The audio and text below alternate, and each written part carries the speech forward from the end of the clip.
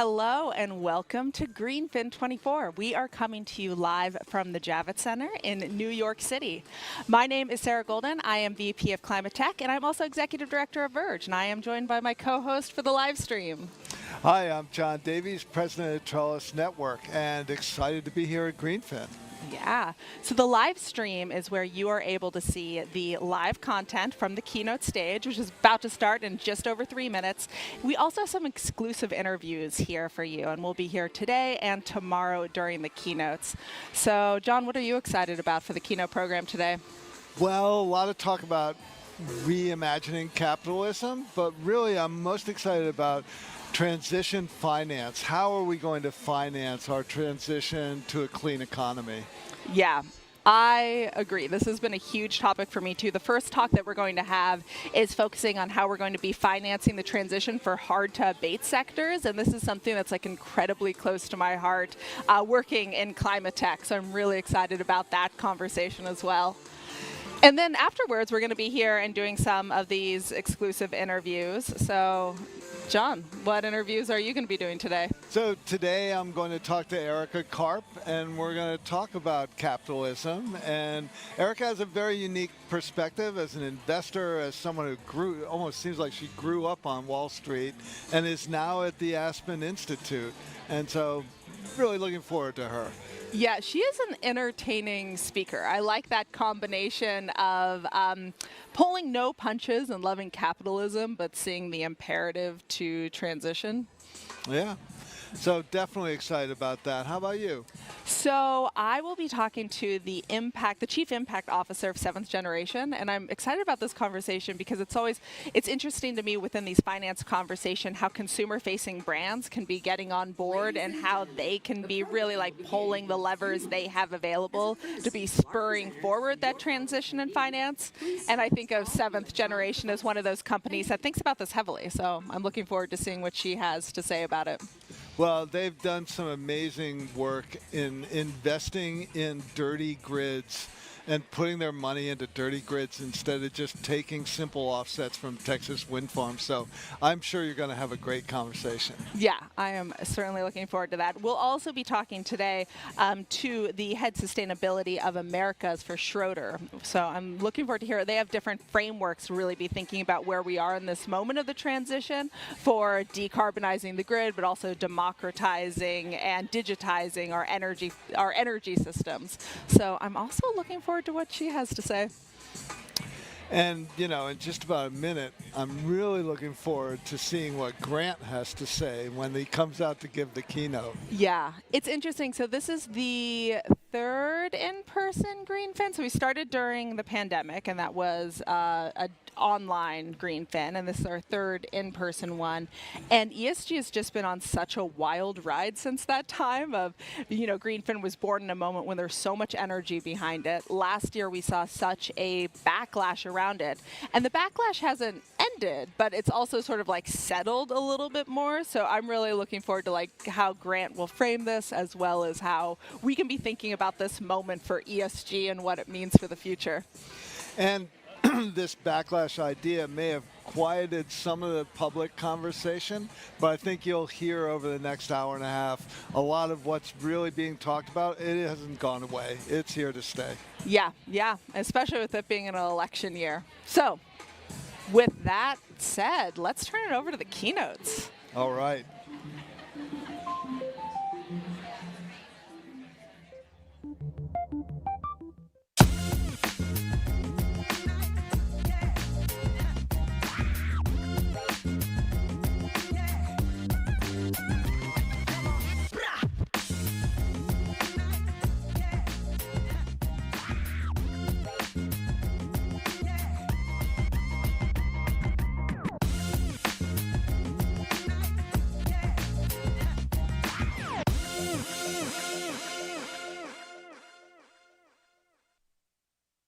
Please welcome to the stage Director, Sustainable Finance and ESG, Grant Harrison.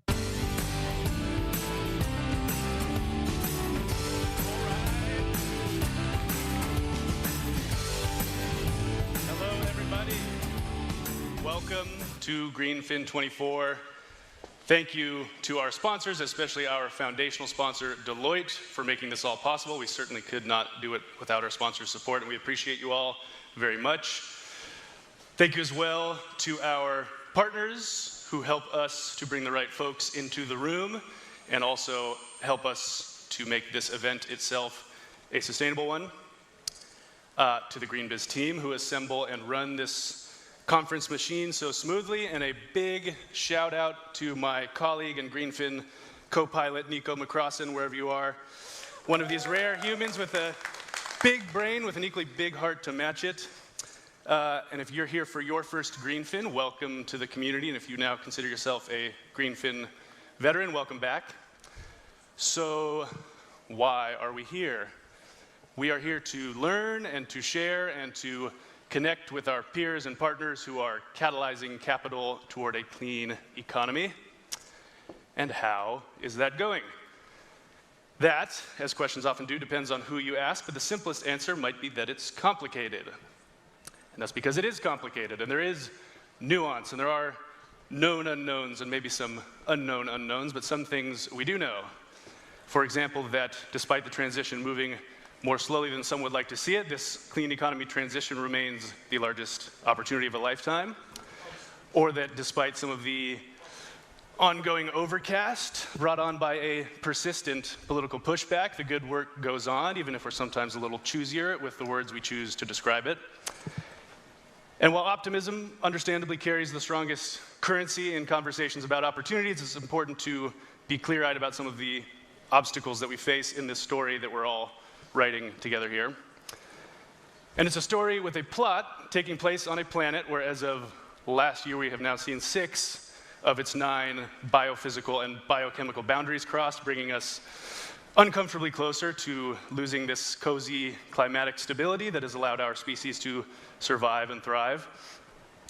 It's also not a story in which our character is omnipotent. We are one of many characters in this story. Yes, we have a key role, maybe we have a leading role, but we're one of many characters, not all of whom are yet on the same page. And what is our role? Our role is to enable this transition, to make real the story of value creation in concert with a viable future, right? And to transition is, I guess, by definition, to change, and it's maybe true that the secret of change is to focus one's energy not on fighting the old, but on building the new. But our story is not one in which we can so neatly end one chapter and open the next. A Fortune 500 CEO once on a Greenbiz stage described his job as, in essence, what was going to make the company rich, what was going to make the company poor, and all the rest is email. And it's a memorable quote, and maybe a relatable quote, but it's so important because it so well encapsulates some of the foundational or perhaps systemic challenges that we face in writing the story while operating in this big, interconnected web of certainly opportunities, obligations, and perhaps most importantly, incentives that we collectively refer to as capitalism.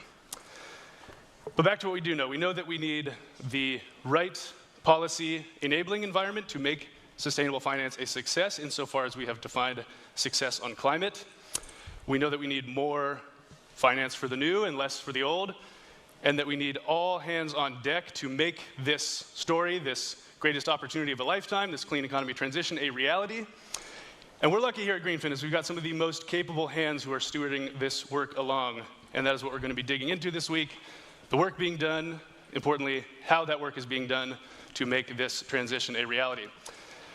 So to start today's conversation, we're going to go to the core of our capital markets to get the asset owner view.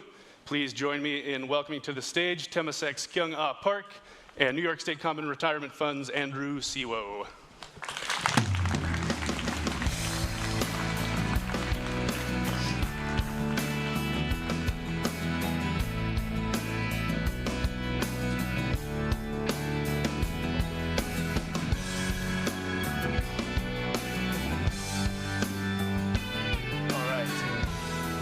So much for joining us here today. To set the context, Kyung-Ah, you oversee ESG investment management at Temasek, Singapore's sovereign wealth fund investing on behalf of future Singaporeans, and Andy Siwo, overseeing climate solutions investments and sustainable investments for New York State Common Retirement Fund, investing on behalf of over 1 million, I believe, pension plan participants. So First, just describe just a little bit about how your job informs sustainable investment decisions on behalf of your funds, and maybe what has changed in the last year that allows you to do so more effectively. And Kyung-Ah, let's start with you. Yeah. Well, good afternoon. It's a real pleasure to be here. I'm going to take a little bit of liberty to broaden the question and start with the second part of it and then talk about sustainable investing at Temasek. So look, we are in a very different world, right, in terms of the volatility, the uncertainty and complexity. And we see that playing out during the course of the past year in terms of the macro environment, where we are higher for longer, as well as growing fiscal deficits and liquidity constraints. And then, of course, the politics, right? We are in a very big election year, and you are seeing the translation of dissatisfaction and populism into votes. And of course, a growing geopolitical tension and the unfortunate crisis that is playing out. And so it is translating into volatility around capital flows and sustainable investing, as well as there are pockets of investment activities that is more challenging because of the higher cost of capital. And in your opening remarks, you also mentioned some of the political headwinds.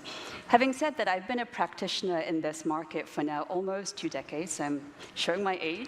And I've lived through the volatilities of Clean Tech 1.0, the GFC, the COVID, et cetera. And I would argue that the fundamentals around sustainable investing is actually very much intact and actually becoming stronger. And you see this on the policy front, where green is now intertwined with industrial, economic policy. You also see this with many technologies, where we are seeing more and more of a virtuous inflection point, and the economics, importantly the economics, where it is going hand in hand with risk and return.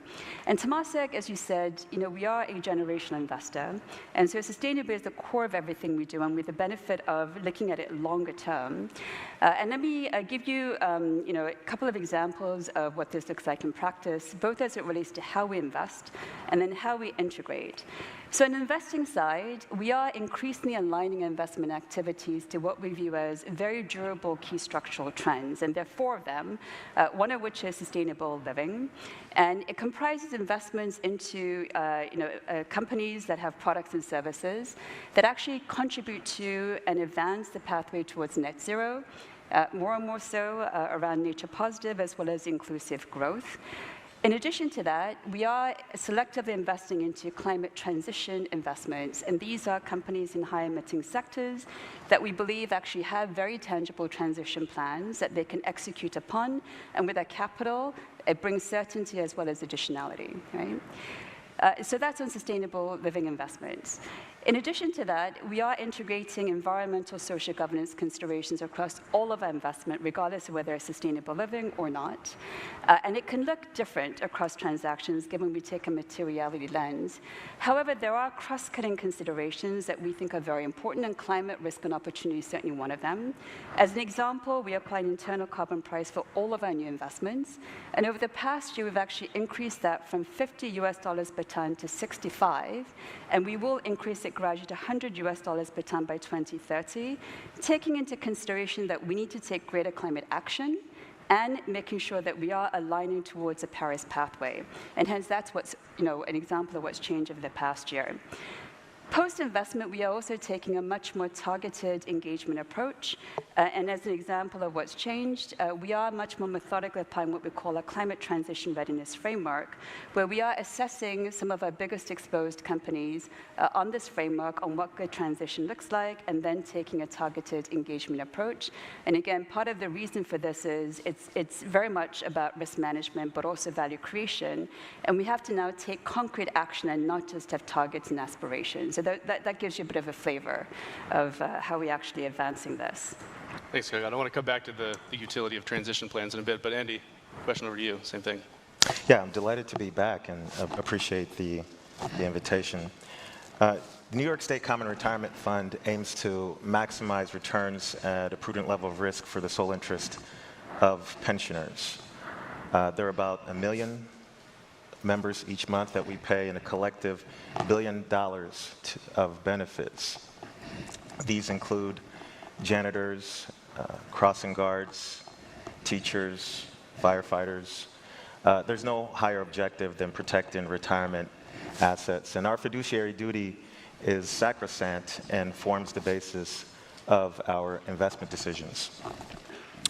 It may be useful to share that fiscal year 2023 figures will soon be released. Our fiscal year happens to end March 31st, so that is fortuitous for us, given the resilience of the markets in the first quarter. So when those results are released, they should be satisfactory. Though I will share the results from our previous fiscal year.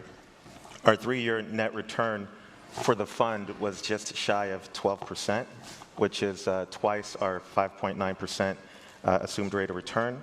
10-year return was just over 8%, and our funded ratio is north of 90%. And these results make the fund one of the best performing pension funds in the country, certainly one of the top, with assets north of $250 billion.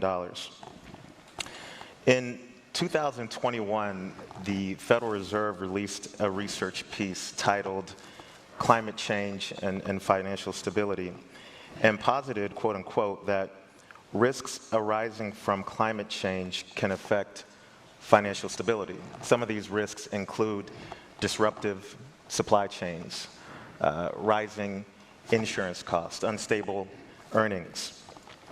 More specifically, last year, as many of you know, from a climate perspective, was the hottest year in terms of temperature recorded, and many believe that this year we will eclipse that record July 2023 temperature. The world's population has grown from about 2 billion in 1923, 100 years ago, to 8 billion today. And population growth has led to more stress, more economic stress, more social stress, more environmental stress. And the confluence of these stresses in the last year notably has strengthened the case for sustainable investments. And Andy, for you, the fund put out its climate action plan 5 years ago, right? And that stood up the unit that you're now leading. You started off with a $20 billion commitment to sustainable investments. You reached that early, so you've committed another $20 billion by 2035. Can you talk a little bit about how that first $20 billion was allocated, and if there's anything different or notably changing in your thinking around the next $20 billion? Sure, great question. So New York State Comptroller Thomas DiNapoli is the sole trustee of the fund, and as you referenced, we released a climate action plan in 2019. And in that climate action plan, we set a target of committing $20 billion to sustainable investments. That figure has since been raised to $40 billion. How that has been invested? We invest, well, we consider sustainable investments that advance one or more of our 9 sustainability themes. We have 9 themes that are split equally into 3 categories: human rights and social inclusion, economic development, and then resources and environment. We have a particular focus on climate change. Of the existing $22 billion that we've committed, roughly 70% of that has a climate orientation to it. Now, the next $20 billion will be committed very carefully. Table stakes have risen. We are in a different interest rate environment. Some opportunities will be appealing, some will be less appealing. We will be committing more capital to climate index strategies. We'll be committing more capital to green bonds. Real estate, real assets seems quite interesting. Commercial rate impact investments as well. And there will be areas that we find less appealing as well. And Kyung-Ah, Temasek's got a 2030 goal to have its emissions from a 2010 level, portfolio emissions. Can you talk a little bit about the journey as we've got however many years left to 2030, and maybe how a couple of things you touched on before, your internal carbon price affects some of the decisions, and also the importance of credible transition plans from many of the folks in this room who maybe spent this morning with series going into how to craft those? Yeah, absolutely. Look, it is a very ambitious target, right? Because several years ago when we actually set it, our portfolio emissions was at 30 million metric tons, and having a 2010 baseline means we have to get to 11 million metric tons. We only have, a few years left, so it is actually very ambitious. And there is no silver bullet, because in many ways our portfolio is reflective of the real economy. So we've got to actually take a systems-wide approach, as well as what I like to say, radically collaborate. And let me give you the 3 key levers that we're leaning into. One, as I mentioned, is investing into the scale-up of green solutions that address pain points around the decarbonization. Certainly renewable energy, but as we deploy more renewable energy, you're seeing the challenges around intermittency, curtailment, grid, et cetera. And so we are investing into areas such as long duration storage, better battery materials and solutions that extend the range, but also enable sustainable materials that replace things like critical minerals and end-of-life solutions and so forth. We're also investing into hard-to-abate sectors, right? So we need to be able to do things like sustainable aviation fuel that is more feedstock flexible. We happen to own or be an investor in an airline, right? And it's done everything it can in terms of upgrading its fleet. It actually has one of the youngest fleet that has reduced fuel consumption by some 30%, but passenger travel is coming back to pre-COVID levels. And so we've got to figure out how to actually unlock SAF. So we are investing into SAF as an example. Same thing with the built environment. So we have a number of companies in real estate, and we're in New York City, where the built environment is very much the biggest challenge and opportunity. And so we are investing into things like green steel, green cement, green hydrogen, and so forth, right? But we've got to figure out how to radically scale this and take it from the first of a kind to the nth of a kind and make it as infrastructure-esque as possible. And so this is where we are actually partnering. So an example of this is we have a JV with BlackRock, where we formed decarbonization partners. We seeded it collectively with $600 million of capital across a series of funds, which is very intentional because we want to make sure it's durable as an asset class and a fund. And it's just closed its fundraising. So basically, it's crowded in like-minded investors, $1.4 billion fund. And it is going to actually invest into that late venture early growth and hopefully turbocharge the scale-up of these types of technologies. In addition to that, we've got to transition existing portfolio companies and really do the incumbent industry transition from brown to green, right? And we talked about some of the one-on-one engagement that we're doing. We are using the Climate Transition Readiness Framework, where, again, it's not rocket science. We're drawing from TCFD, the Transition Pathway Initiative, and other frameworks to look at, what does good transition look like, and are these companies on the pathway, whether it's governance, organization capability, has it integrated into its core strategy, are they actually setting not only long-term science-aligned targets, but interim, near-term targets? Are they actually aligning the CapEx expenditures against it?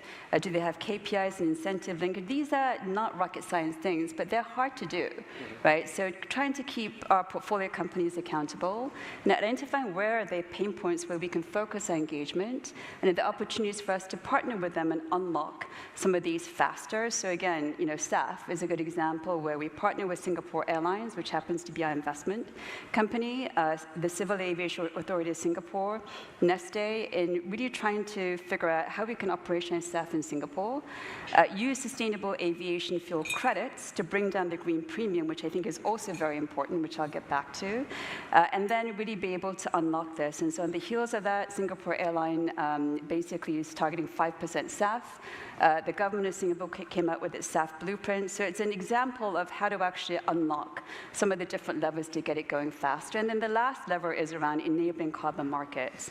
And I know there are many in this room that feel very passionate that we can't make it voluntary carbon markets a get-out-of-jail card. But it's not meant to be. It's complementing the hard work that companies and investors in the real economy is doing. But if you really believe that the time value of carbon is essential, which it truly is, right, we've got to unlock integrity around carbon markets and enable greater capital flow to avoidance as well as removal solutions, technology, but certainly nature-based solutions. And hence why we set up a platform called Gen Zero. You and I were talking about it behind the stage, which is a dedicated platform focused on carbon markets, tech-based nature in marketplace and exchange, and also enabling some of the climate finance to go to the global south. That's what you've offered us some good things to think about before going into our Carbon Project Finance Forum that is tomorrow. One thread I want to make sure to pull on while we still have time here, the perennial question, or one of the perennial questions in sustainable investing is the to divest or to engage, if so, when, how, all the rest. New York State Common Fund earlier this year decided to both divest and restrict investments from, I think, 8 oil and gas companies.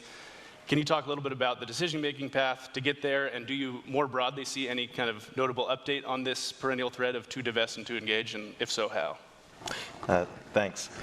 Yeah, so there's a quote about if the only tool you have is a hammer, everything looks like a nail. I hope I got that one right. And so I think we resist the either-or narrative, and perhaps it's a both-and. In the Climate Action Plan, we outlined 3 tools that we use. The first is identification and assessment. So there are areas of the market that we don't believe will be necessarily accretive in the future, and any investor will routinely exit investments that they believe are being held at, if the intrinsic value of an investment is less than its market price, it's appropriate to make a decision. The next is engagement and advocacy, and then finally investment and divestment. Our largest tool is engagement and advocacy.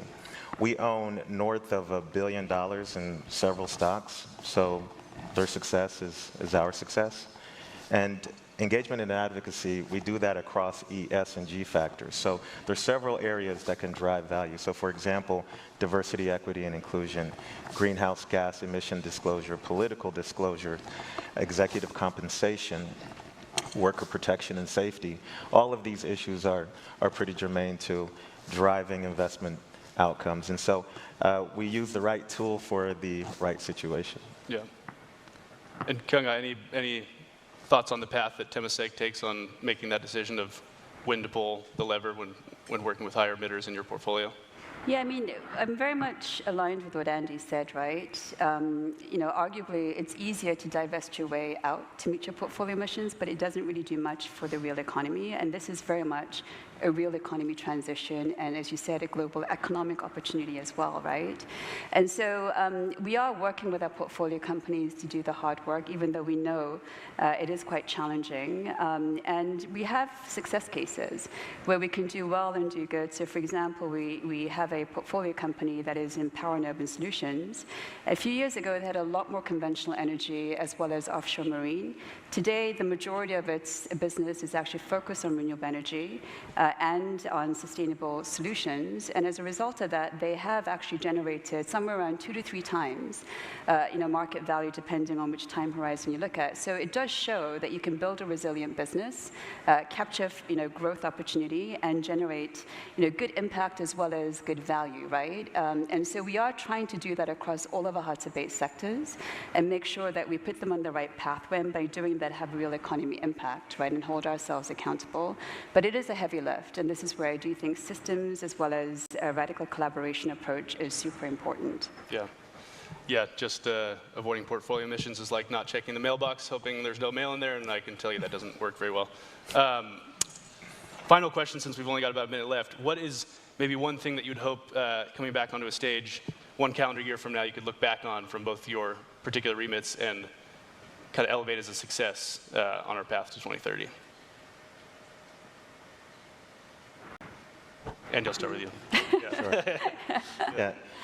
So this is a very interesting year, given that over half of the world's population is facing an election. And policies and incentives are very important. And that oftentimes depends on some of these outcomes. And so I hope that there are some good outcomes, and so we can enact good policies. So for example, the Inflation Reduction Act, I would say, is a multi-colored incentive in the sense that it benefits what some describe as red states and blue states and purple states. And so I am hoping that in the next coming years that we are able to move forward in that direction with the right incentives. Awesome. Thanks, Andy. Any thoughts from you, Kyung, on our last couple seconds here?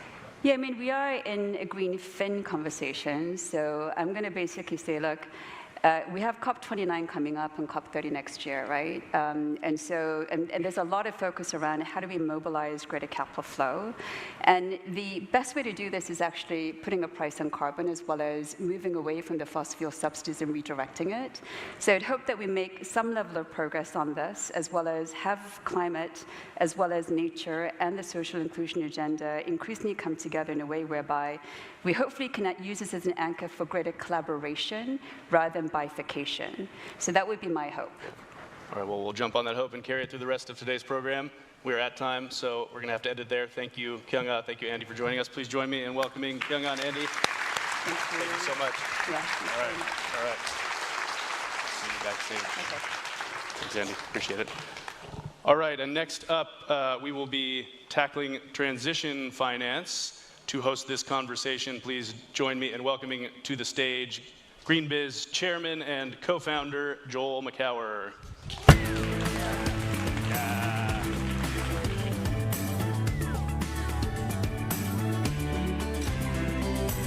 Hey, everyone. By the way, those of you standing in the back, there's lots of seats around here, so come on up. Feel free. There's plenty of seats around here. We have just a few minutes to talk about a very big topic, transition finance. And I'm going to start, first of all, my two panelists, you can see, I think the slide is up there. Karen Fang, and I can't even read the slide here, but Bank of America, Sustainable Finance, something, but there's a glare on the screen, so I can't see it. And Brian O'Hanlon from the head of Director of Climate Finance at, is part of Rocky Mountain Institute. Yeah. But that's, anyway, we'll get on. And I'm Joel, I can read that part for some reason. So I want to start with a bit of a provocation here, that what we talk about with sustainable transition finance is in some ways kind of old wine in a new bottle, which is to say that if you go out in the internet and talk to people in this room about transition finance, you'll hear a little bit about everything. That some of it's stuff that companies have been doing for a long time, some of it's not. So I'd like to start with you, Karen.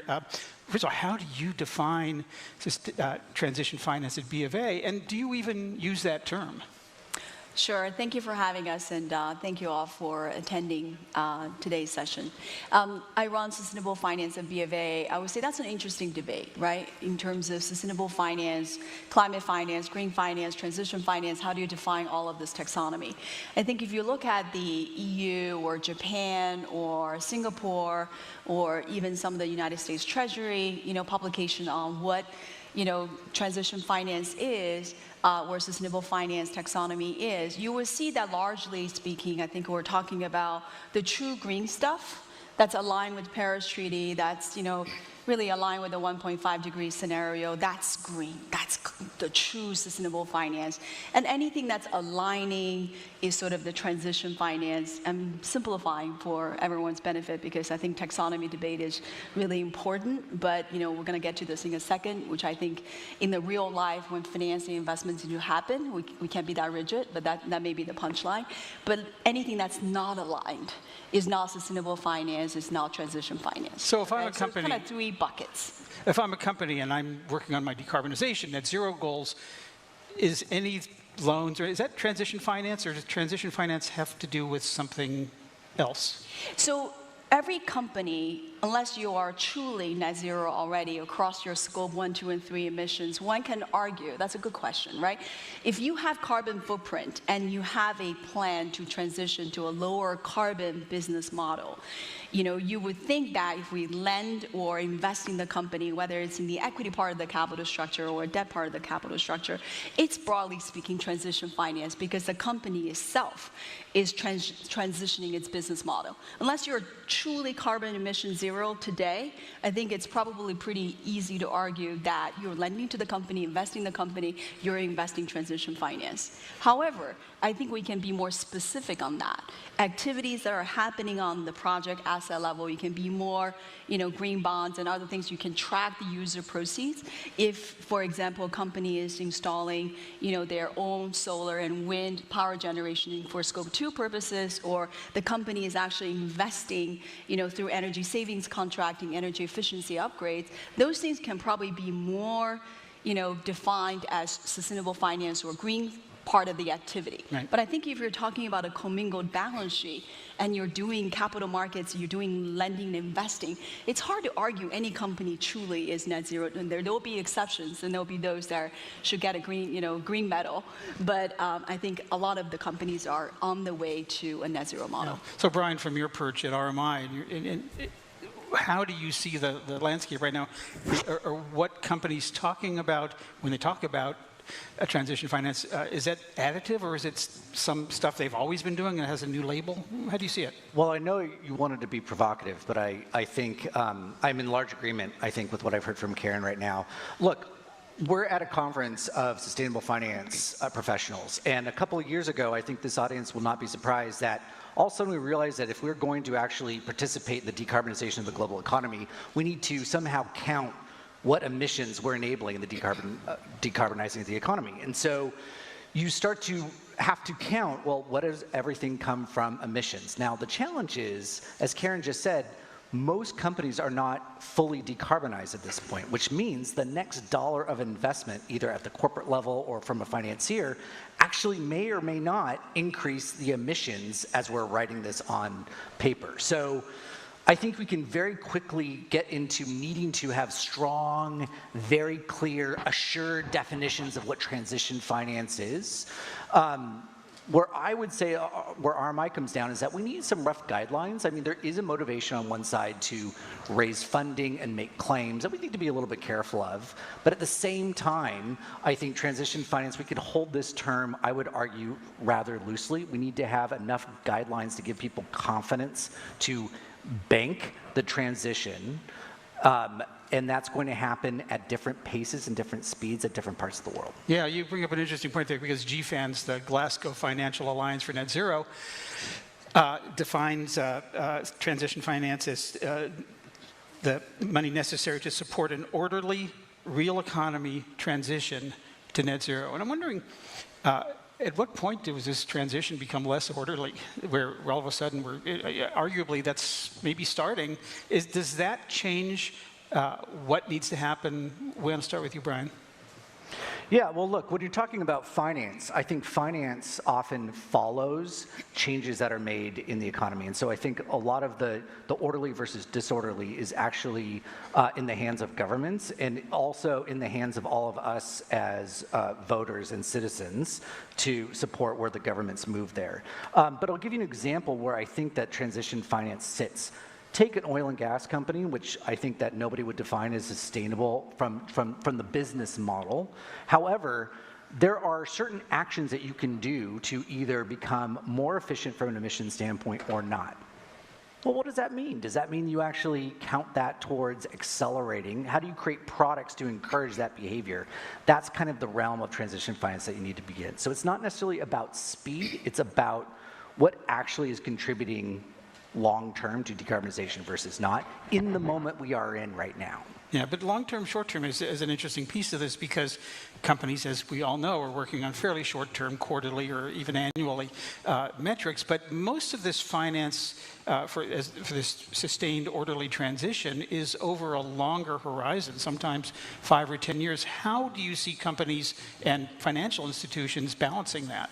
I think we need both long-term goals and, frankly, short-term measurement, right? You need to actually make sure that you have a long-term goal that will match the pace of technological evolution, because we, frankly, don't really know all the technologies in green electrons, in green molecules that will carry us all the way there towards 2050. And the work doesn't end in 2050. Between 2050 and 2100, there is a lot of, for example, carbon capture we still need to do to make sure we stay at roughly a net zero environment. And frankly, some of the pace, I mean, you say orderly, I think it hasn't really been orderly in the last couple of years, given geopolitical situations, supply chain disruptions, cost of capital. You can call that a disruption too. Frankly, orderly to me is like a linear, reduction of carbon emissions in the real economy, going from 52 gigatons to 0. It doesn't happen that way because the real life doesn't happen smoothly like that. So I think when you think about that, if you actually look at the trilemma between, for example, take the energy and power sector, you look at the energy sustainability, which obviously governs the net zero work that we all do. But when you think about the energy security and you think about the energy affordability, right? When you think about kind of satisfying the trilemma, perhaps the transition the last couple of years, given wars and all the disruptions we just talked about, has been orderly because it's not just measured based on carbon emissions reduction or emissions intensity reduction. So I think we have to be extremely pragmatic when we think about transition finance, is that we have to be very humble. We don't know what the world's, half the world is going to election this year, right? And you think about every election so far this year has been a surprise. Yeah. So we don't know what's going to happen politically, geopolitically. We don't know what's going to happen. We think we know where the rates are going to go, but we don't exactly know when and how. Yeah. And I think when we think about supply chain and reshoring and having renaissance in manufacturing in America doesn't happen linearly and orderly either. So I think those are things we have to think about. And that brings up another topic in his, which is the word risk. There's the risk that you take as a financial institution every time you make a loan or bond, underwrite a bond, but there's also the risk that companies face, reputational, transitional, right to operate, extreme weather, so many other kinds of risks. How do those fit in, and how do you think about that as a financial institution, the risk of the customer in this world of surprises, versus the risk that you're willing to make as a financial institution? I think we've gotten really good. I mean, I'll think about this across 3 different pillars, right? Mature technologies in OECD countries. I think we've got a really, really good handle on that now, right? So if technology risk of wind and solar 15 years ago was a problem, I would say largely speaking, unless offshore wind, we have some hiccups there, largely we understand that. Energy, sort of renewable energy plus storage is probably where 90% of the financing in the climate finance world today is going to, right now. But you think about emerging technologies, all the green molecules we need, whether it's renewable natural gas, green hydrogen, so elusive, right? And thinking about all the other renewable fuels, including sustainable aviation fuels. Why is it so hard, even given the amount of incentives we're seeing in the IRA and the EU mandates? So both the carrots and sticks are trying to encourage all of this because we still have technology risk, engineering risk, performance risk, EPC wrap risk. I mean, these things are readily available today after 15 years of collective action in renewable energy plus storage. They're not yet available in emerging technologies. Emerging markets is the biggest elephant in the room. I think on top of all the risk factors we talked about, we have currency risk and political risk and geopolitical risk and frankly, coup d'etat risk, right? I mean, that's part of the political risk. I mean, we know a lot of that from doing real life transactions and those things are real. So I think the de-risking needs to happen. It's not just the multilaterals, development finance institutions, and the government, but I also think, when we look at the insurance industry, they have a huge role to play as well. Yeah. Brian, what's the role for regulation in all of this? The EU has some definitions, legal definitions of transition finance. Singapore, I think, as well. How about in the U.S. Or other countries? Would that help us get further faster? Well, look, I think regulation has, for modern American history, has had a key role that's inseparable to the infrastructure build-out that we've seen in this country. Whether you're talking about railroads, whether you're talking about roads. A personal story is I got my start in finance underwriting political risk insurance, and one of the hottest products that we had at the time was underwriting the risk that you would have incentive regimes for solar and wind that would suddenly change and blow up the market and lose investments here as well. That was a conversation that solely revolved around not emerging markets, but we're talking about Germany and Spain and the Czech Republic and certain U.S. In California. as well, right? In California. So I think regulation, a lot of the debates are around kind of theoretical ideas about whether or not climate is something that sits over here and modern economics and business is over here. And I think that the more that government can come to a consensus that we're just simply talking about the direction of the economy, which is something the government's been regulating forever. And then when you actually talk about incentive regimes, that they are sustainable long-term from a fiscal standpoint, that they make sense and that they don't straitjacket and try to get everything perfect from the get-go.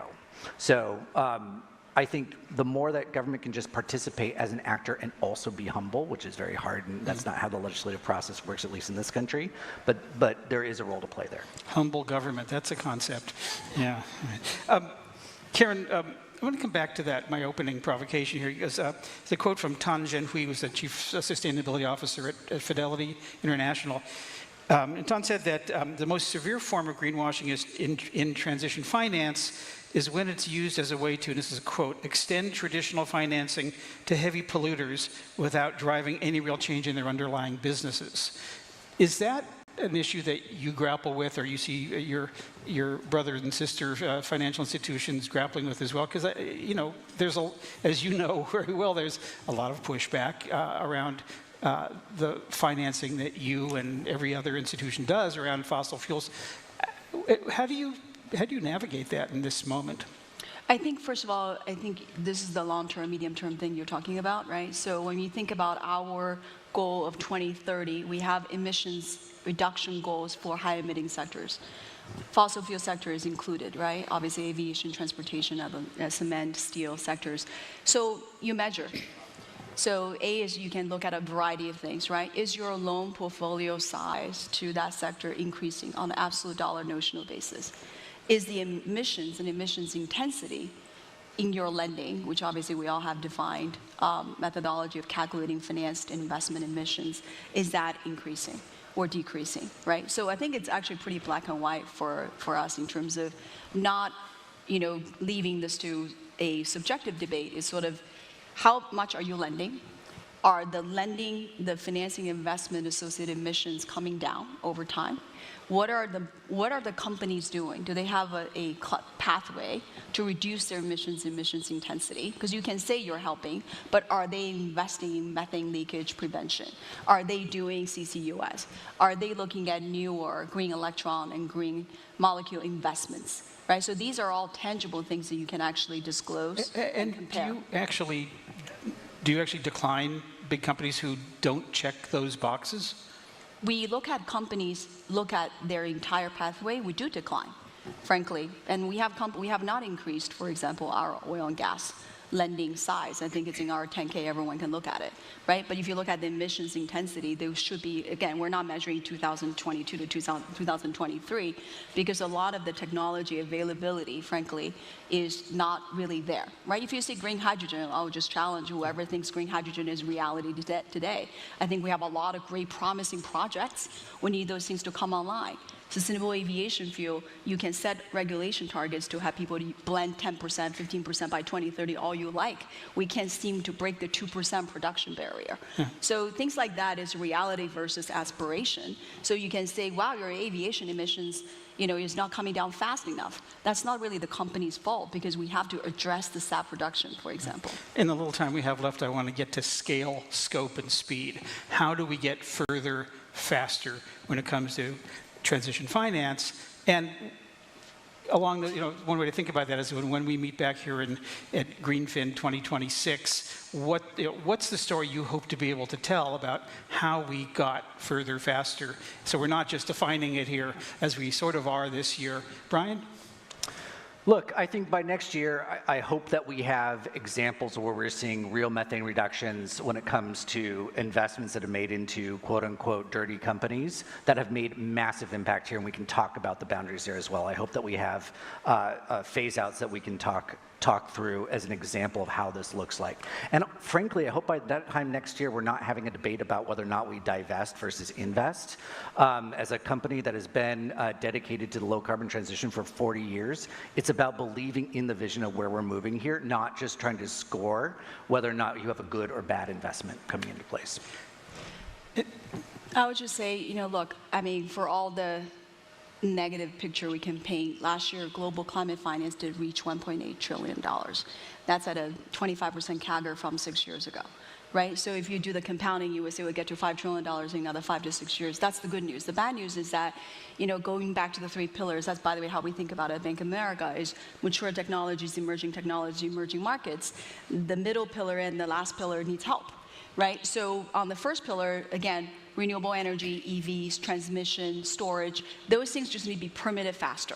We need to remove barriers for those projects to reach FID, final investment decision, as quickly as possible. Government has a role to play, private sector has a role to play, developers, financiers, and so on and so forth. That we know how to do. That's the no excuse category, talking about scale and speed. That's where you're going to see the most in terms of 24 GreenFin versus 25. But when you think about emerging technologies, we have a big elephant in the room. November election is coming. A lot of these projects are enabled because of IRA. Right, and then I think we don't have time to get into it, but I think a lot of the tax credits will stay because they're producing jobs and they're revitalizing communities. We hope that's the case. So a lot of these projects can pencil and they can produce more scale in SAF, in long duration energy storage, in CCUS. We're funding these projects right now, but I want them to be 10x and 100x, hopefully. Yeah. Emerging markets, I think we have a lot more. If we had a lot more time, we'll talk about that. But I think that's actually a very challenging area. Yeah, the election thing is interesting because what companies and markets and financial institutions need is regulatory certainty. And we're in an era where we don't know that, so lots to watch, lots more to be thinking about, and I look forward to continuing this conversation down the line. Please join me in thanking Brian Hanlon, Karen Fang. Thank you so much.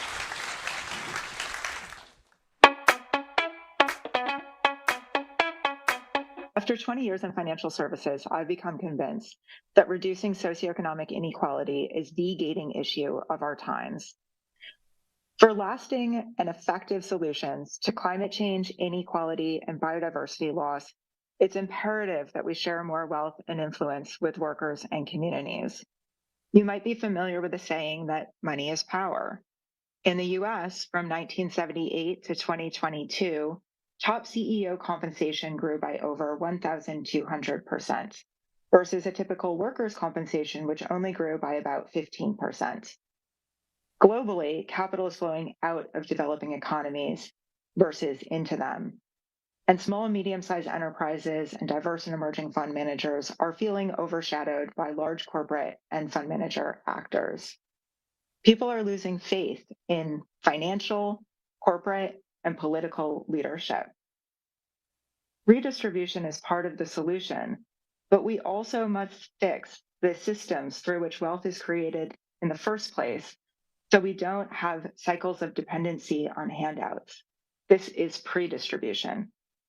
My name is Delilah Rothenberg, co-founder and executive director of the Pre-Distribution Initiative, and this is my big little talk. InfluenceMap is a global think tank. Part of our work consists of monitoring the US Chamber of Commerce. This group says that it's the largest business organization in the world. Our research shows that it has consistently opposed all meaningful climate change policy in the US, and it is currently suing the SEC to block mandatory climate disclosure rules. But as you can see, most of the Chamber's members disagree with it on climate change. This disconnect is not unique to the Chamber. It happens globally, proving that climate policy engagement or lobbying should be a core part of all companies' climate disclosures and transition plan. InfluenceMap pioneered the corporate climate policy footprint concept and has analyzed how hundreds of companies lobby on climate. This metric can be used alongside emissions and capex data to help investors better understand corporate performance. That's why policy engagement should be a part of all emerging climate and sustainability disclosure requirements for companies. I'm Mohammed Nassif, and this is InfluenceMap's Big Little Talk.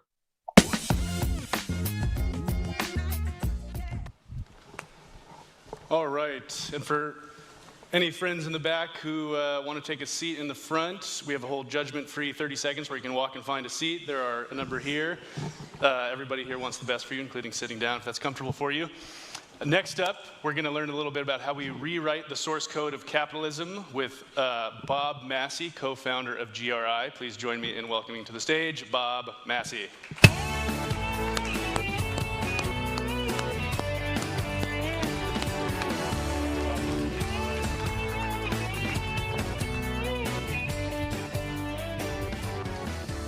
So I'm Mr. Big Picture, and I'm going to offer you the biggest big picture I can today. The GreenFin conference and other gatherings like it, it's taking place at a moment when we have the greatest opportunities and the greatest dangers, not just in the last 5,000 years of human history, but in the last 5,000 generations of the human species. And I'd like you to just let that sink in. The greatest opportunities and the greatest dangers in 5,000 generations of the human species. Now, we live with these opportunities and these dangers because we are living under late-stage capitalism, which is a contradictory and inequitable system, as you heard from Andrew and others, that generates unthinkably vast wealth for some people and unthinkably vast harm for other people. And part of the problem is that capitalism now rests on shaky ground. Its theories and its assumptions, its analysis of risk and reward, its systems of measurement, its systems of incentives are all unstable, and they are headed for collapse. And one way to put it is that our fundamental source code has been corrupted, and that's what we need to transform. And the good news is that is being transformed right now already. I think those who see this biggest picture should really feel excited and in a way privileged, because we are at the fulcrum of history. We are at an inflection point, and we can still have an influence over that. So here's where we are. With every passing month, humanity is facing more powerful influences and becoming more powerful itself. The world is more complex, and our dilemmas are becoming more interdependent. And therefore, in many ways, they're more dangerous than ever before. And at the same time, we are being handed new tools that should help us achieve what we want to achieve. So, for example, we have new communication technologies, we have new computational abilities, and for better or worse, we now have the gift or the curse of artificial intelligence. So if we have both new problems and new tools, and if we want to thread the needle in order to make it safely into a just and sustainable 22nd century economy, we're going to have to bring those things together. And that's going to require not just technical skill, but also, in many ways, a moral and political, and in many ways, spiritual wisdom to help us discern what are the things that we want to keep and what are the ideas that we are ready to leave behind. To achieve this, we're going to need all of us to get involved. And that's my main message today. And including a special category of superheroes who are scattered among us, like hidden members of the Justice League, like scattered Avengers, like the painfully misunderstood X-Men and X-Women, whose superpowers create both admiration and fear. And you know the people I'm talking about. You may be sitting next to one of these people. You may be one of them. And I'm referring to that very special A-team, the accountants. Now, accountants are misunderstood, even mocked. They're often portrayed as unsocial, unimaginative, number-crunching ultra-nerds. Did you know that there are whole websites devoted to unfair jokes about accountants? Here's a couple of them. What's the difference between a lawyer and an accountant? The accountant knows that he or she is boring. What do you call an accountant with an opinion? An auditor. And what do accountants use for birth control? Their personalities. That's terrible. It's just terrible. It's really untrue, mostly untrue. But accountants and auditors and assurance are actually, they deserve our deep respect because they perform what's essentially a public service.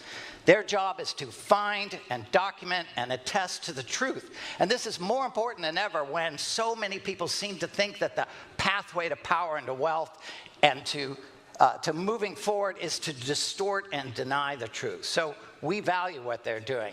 Now, when I started the Global Reporting Initiative many years ago, I discovered that accounting standard setters are absolutely not narrow-minded pencil pushers. They are, in some ways, philosopher kings and queens. The question, did I hear that's right from someone? Yeah.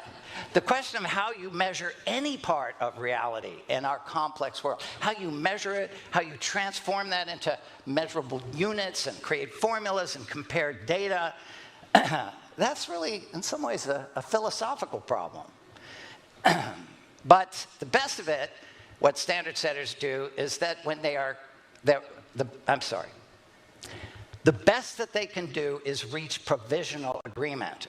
And that's why in America we use generally accepted accounting principles, which means accepted now, but perhaps altered in the future. And those work for a while, but it's inevitable that over time problems arise, new financial ideas arise, new practices are invented, and the older concepts stop working so well, and they have to change. And that is exactly what's happening now. Under the pressures of global financialization, boundaries and definitions are breaking down, and it's becoming nearly impossible, for example, to define an asset in the age of intangibles. And accounting complexities such as revenue recognition, lease accounting, fair value measurement of derivatives, goodwill impairment, hedging, transfer pricing, data security, and cryptocurrencies are all requiring a fundamental rethinking of how to measure value. And now, in large part because of the prior blindness of our past accounting systems, which stubbornly ignored or mispriced externalities such as climate change, for decades we are being confronted by global ecological and sustainability crises, which the world is trying to drag itself out of by having major public agreements, like the Paris Agreement and the Sustainable Development Goals. And as a result, accounting standard setters are being asked to incorporate sustainability into their calculations, which means that accounting, these superheroes, must figure out how to incorporate into their thinking the lessons and challenges of dozens of other complex fields: physics, chemistry, human rights, biology, hydrology, epidemiology. All of those now become part of the risk and the analysis of the future. Now, as many of you know, the accounting standards world is fundamentally committed to two basic approaches: to the questions of financial materiality and impact materiality. And as most of you know, when we talk about financial materiality, we're talking about the effect of the system of sustainability problems on the firm. And that is kind of an outside-in perspective, how the outside world affects the firm. And the private, independent, global expert group that has been set up to address these financial materiality standards is, as you know, the International Sustainability Standards Group Board, or ISSB. Impact materiality is the reverse. It asks the question of how do the companies and industries like oil or auto or many others affect sustainability. And as you know, the private, independent, global expert group that is setting impact materiality standards is the Global Reporting Initiative, the GRI. So looking forward, the source code of capitalism is actually being rewritten right now, and we're seeing the coming together of these two parallel systems essential to the economy of the future. And I urge you, if you're not aware of the work of these two groups, I urge you to become more familiar with it, because just 3 weeks ago, they promised to work together closely to be fully aligned around the question of biodiversity. And that's something that we should applaud. So and there's more coming. So we are rewriting the source code of capitalism right now, because we have already entered a new and irreversible phase in the evolution of our global economy and in the evolution of our history. So we now need to move forward. We need to recognize that we have power. We have agency. We have the ability to communicate the meaning and importance of this to others. And we are each positioned to make a difference where we are. And we need to remember that this is the time when we are being called right now to do it. So this is a challenge I wanted to bring to you, that we move forward at this unique moment in rewriting the source code of capitalism and finding our way into that 22nd century. We can. We must. And with your help, we will. Thank you.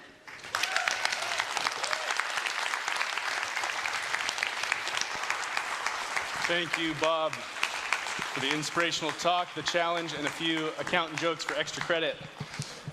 All right, and next up, we are going to get into cash, carbon, and a superpower that you are going to learn more about shortly. Please join me in welcoming to the stage to host this conversation, Molly Wood.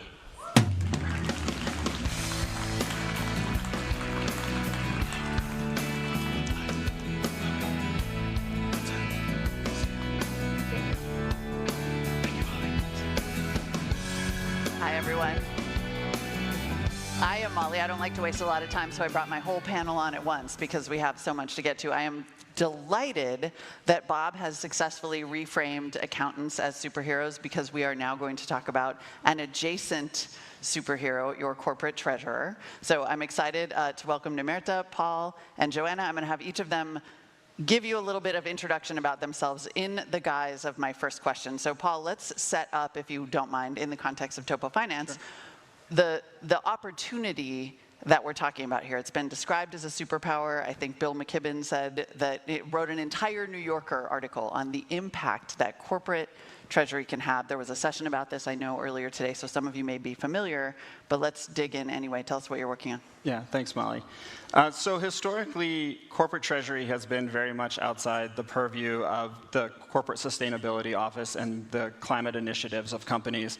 But in 2021, we just started asking the question, if you remember at that time, a lot of companies were really ramping up their environmental commitments, their net zero commitments were getting more aggressive, they were reporting more, but we would look through these reports and we wouldn't see anything in there about banking and investing. And we just sort of started asking the question, like, if Bill McKibben is telling me that Paul, and I have like no money because I run a nonprofit organization, that where I bank matters, what does that mean for the largest companies in the world, your Apples, Googles, Metas, et cetera? And so we set out on a research project, and essentially what we found was that for the largest companies in the world, their banking and investing actually generates more emissions than everything else they're doing combined, scope 1, 2, and 3. And when we started talking to companies, we learned that they, frankly, really didn't know what we were talking about. And so our data person, who's the former CFO of Sustainable Finance at HSBC, always, whenever we come up with data, she's always like, well, so what? What does this tell you? And so we had this really interesting moment where we realized that this was not only this huge source of emissions, but an incredible opportunity for climate leadership and climate influence that climate-leading companies were not embracing. And you know, if you take a company like Microsoft, which is a great climate-leading company, is doing tremendous work, they've got a $1 billion climate innovation fund that's investing in new and exciting technologies. But meanwhile, they've got a $120 billion climate devastation fund called their corporate treasury, which is generating more emissions than everything else the company is doing combined mostly.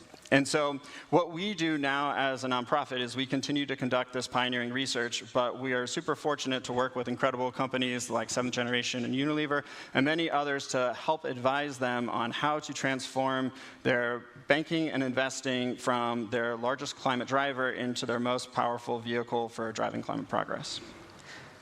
Before I move on to Joanna, put a fine point on it if you wouldn't mind. I'm sure that this is a sophisticated audience, but if you draw that bright line from the money to the climate emissions. Mm-hmm. In terms of where you bank and why it generates emissions that offset all of your good work. Yeah, and so you know, cash just doesn't sit in a bank account. When you put it in a bank, the banks lend it out across the economy. And for the largest banks in the United States, about 20 to 30% of all of the money they're lending out is going to the world's most carbon-intensive sectors.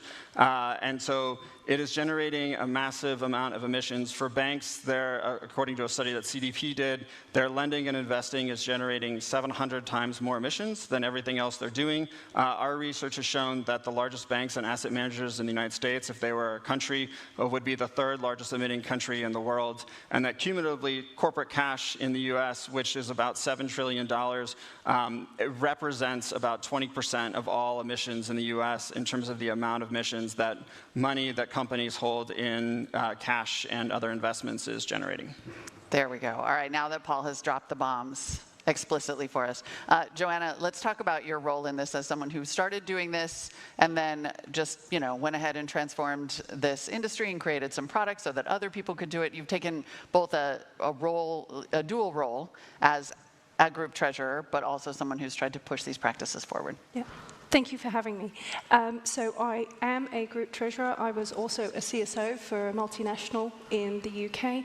I'm president, or immediate past president, sorry, of the Association of Corporate Treasurers, and one of my additional roles is sitting on the UK government board for the Transition Finance Market Review, making sure that we've got equality and regulation within this space. As a group treasurer, I started investing in sustainable products about 5 years ago, but it was before the market was ready. It was before we were able to actually account for it. So what I knew as group treasurer and CSO that we needed to invest our excess cash into products, and so within the UK market, we worked with our banking providers to set up the first sustainability money market funds and also green deposits. Amazing.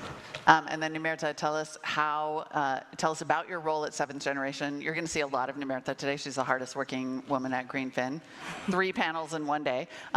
Tell us again about your role at 7th Generation and how tactically you are actually instituting some of these treasury practices. Yeah, so I am Nimerta Sirichan. I am the CFO for 7th Generation. For some of you that might not know the company, it's a consumer goods product manufacturer and has been in the green space, making sustainable products since late 1980s.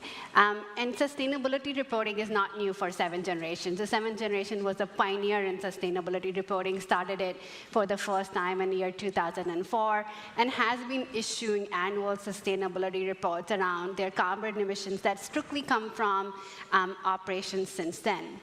What's different now, and more recently in year 2022, which was about 2 years back, we really came to realization as a company that we need to extend the scope of the CSR reporting outside of Scope 1 and Scope 2, which is essentially the emissions that come from our operations, to really expand the horizon and include the emissions that come from ancillary services, including our banking practices, our 401k plans, our insurance deposits, as well as any of the marketing agencies we work with. So we really expanded how we define our impact on the climate beyond our operations.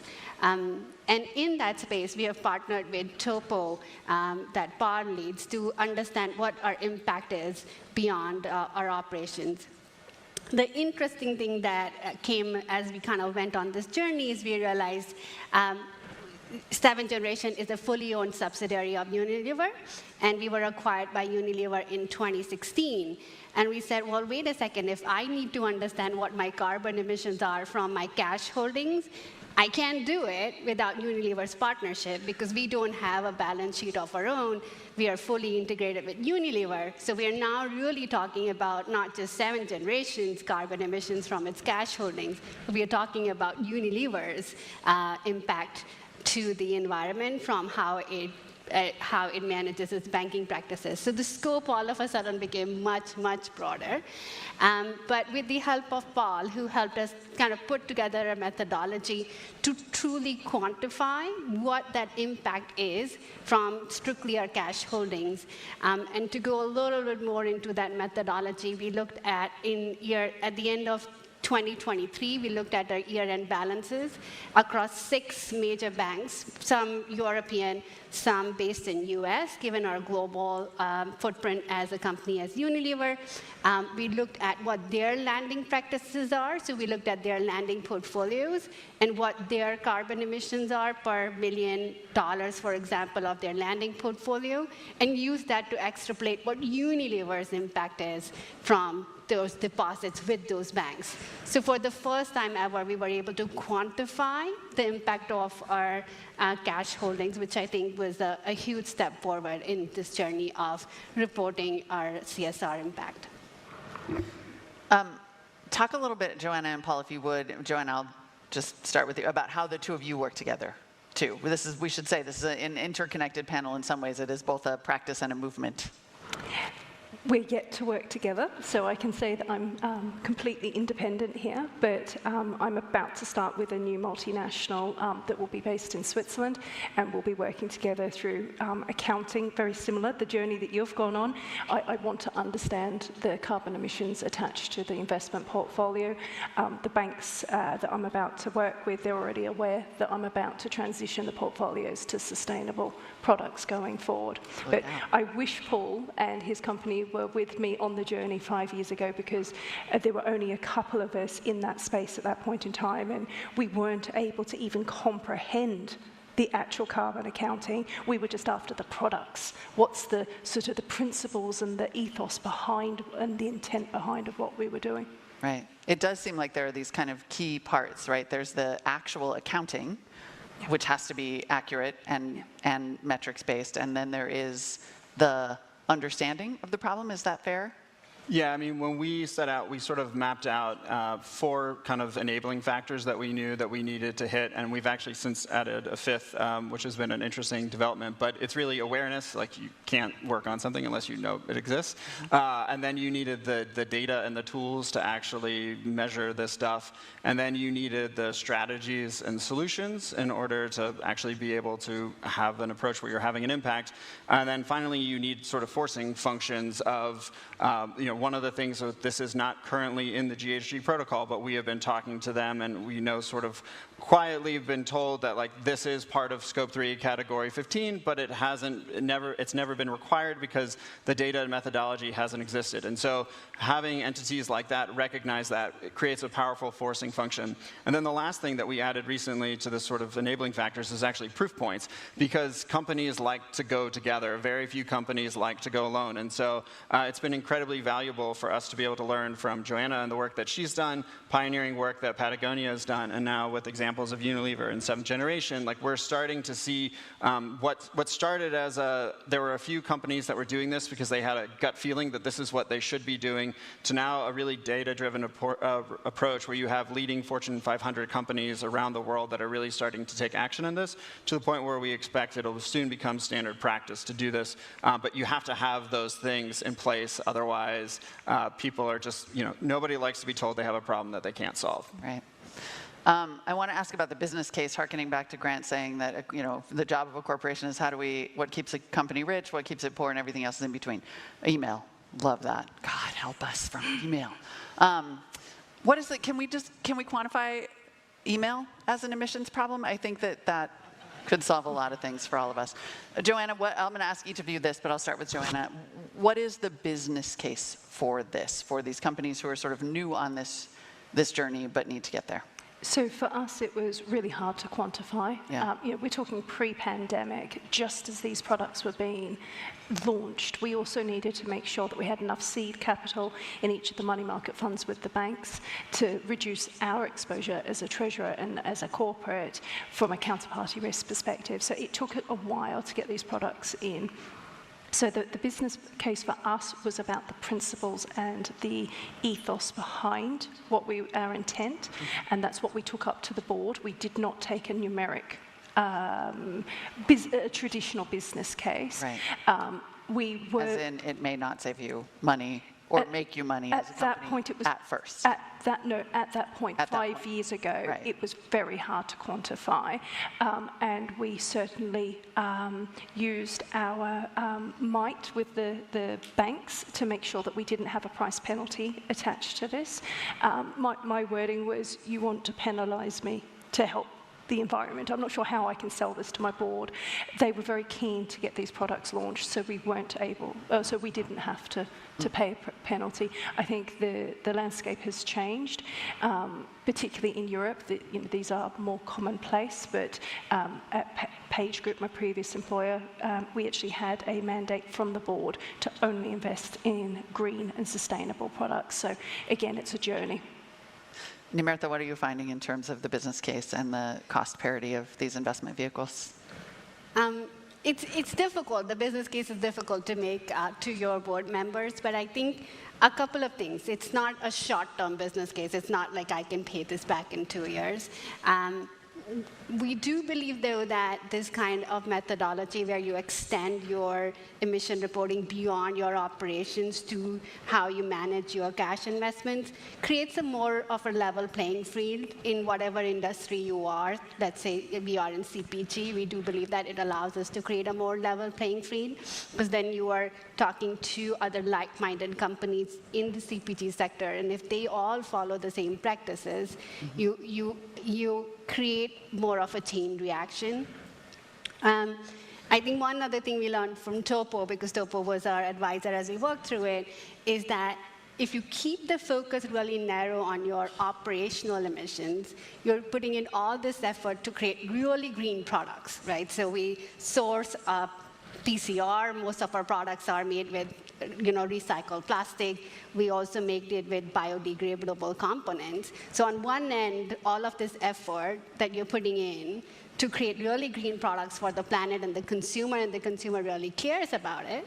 On the other hand, the cash that you generate from these products then go into a cash management account that then goes and then fuels all the same things that you don't want it to, right. Then you've not really solved the problem, right? So you may not be able to see the business case in the moment, but over the long run, this will allow you to create a more of a level playing field. Particularly when you've got other data, so maybe not just the numbers, as in financial numbers.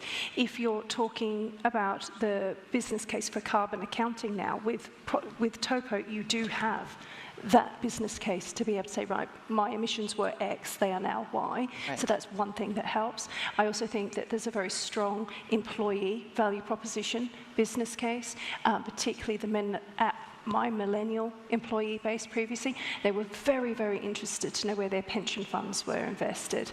So again, there was a business case for employee satisfaction, and that can come through in numbers, but not necessarily the hard numbers that maybe a CFO or a board would want to see. Right. Yeah, and I think one thing to just add quickly is that we try to get companies just to think about their banks as another supply chain partner. And so what corporate sustainability officers do is their job is they go out and they work with all of their supply chain partners and they engage with them to understand what their policies are and what their practices are. And we think of banks as no different. And it doesn't cost you any money, and it doesn't take very much time for you to pick up the phone and set up a meeting with your banks to actually talk to them about their climate policies and practices.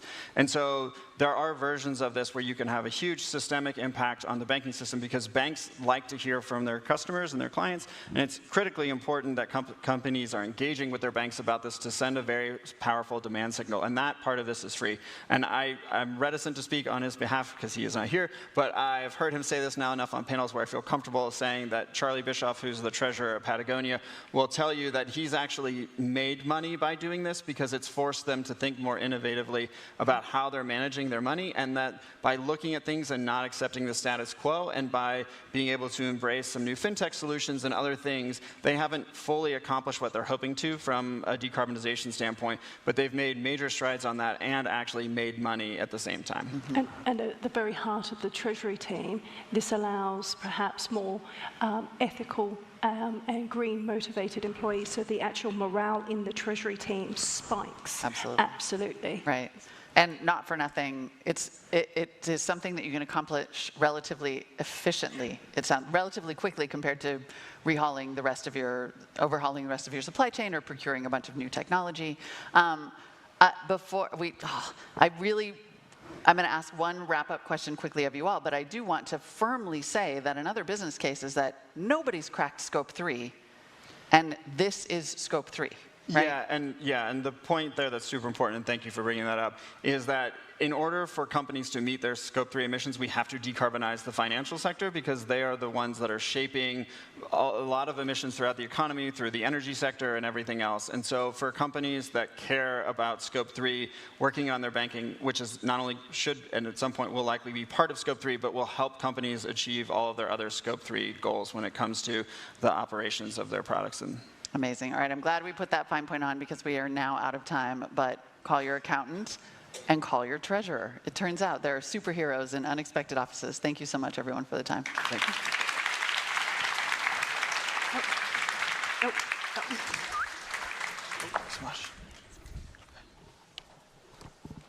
All right, and for today's final conversation, we are going to look into turning the tap up on climate finance. Please join me in welcoming to the stage Greenbiz's editor-at-large, Heather Clancy.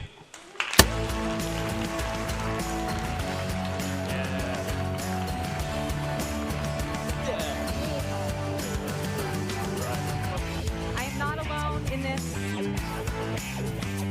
Come on out, Paul. Good afternoon, everyone. I hope you're well.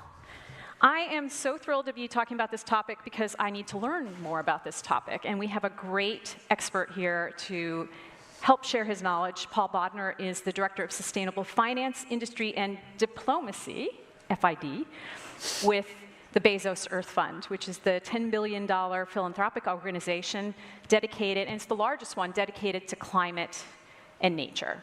Welcome to GreenFin. Great to be here. Great.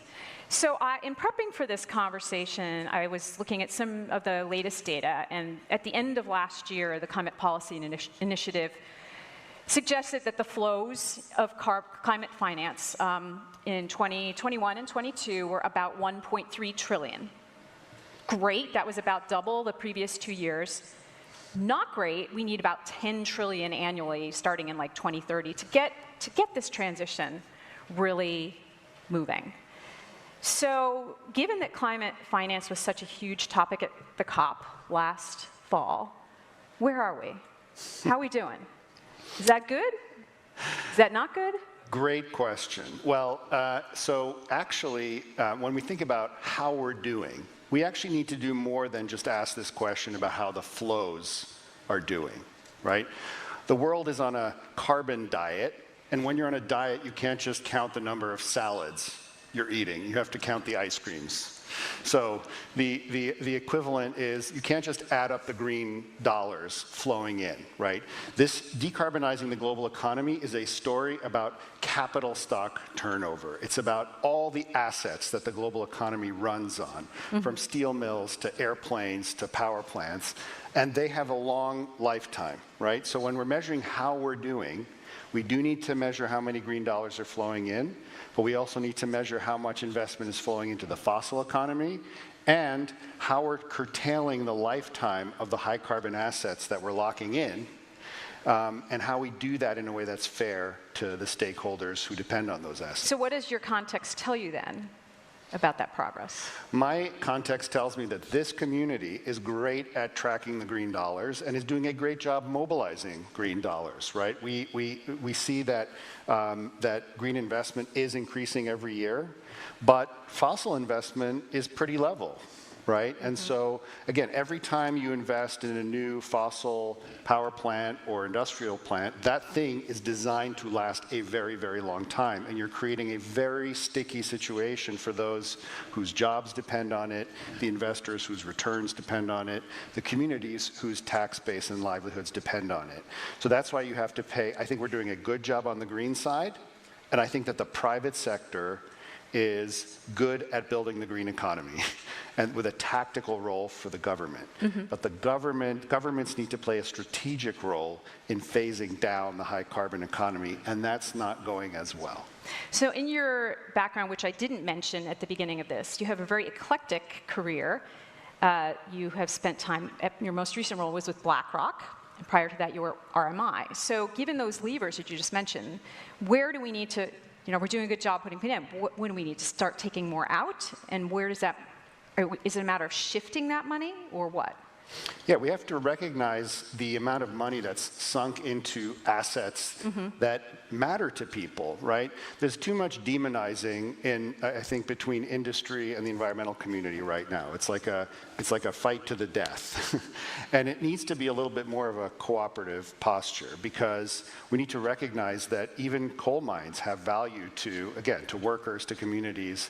And so we need to recognize that value, but also be clear that we need to retire these assets before the end of their technical or economic lifetimes, but try to minimize the value destruction in the process. So have you seen products that help do that, like to minimize that lifetime, to make it short? Yeah, I mean, there's interesting experiments going on in coal, for example. There's ratepayer-backed securitization pilots happening all across the United States, where a utility collaborates with a PUC to retire a coal plant early and give that utility, you know, a new power purchase agreement to deliver green electricity, and save money for the ratepayer and the taxpayer, who's the same person in a regulated power market.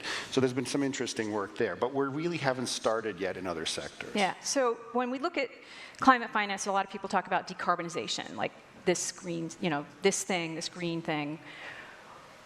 what about what we need to fix, or how we need to prepare and be more resilient? Does that pool need to be expanded? Is that part of where we're going?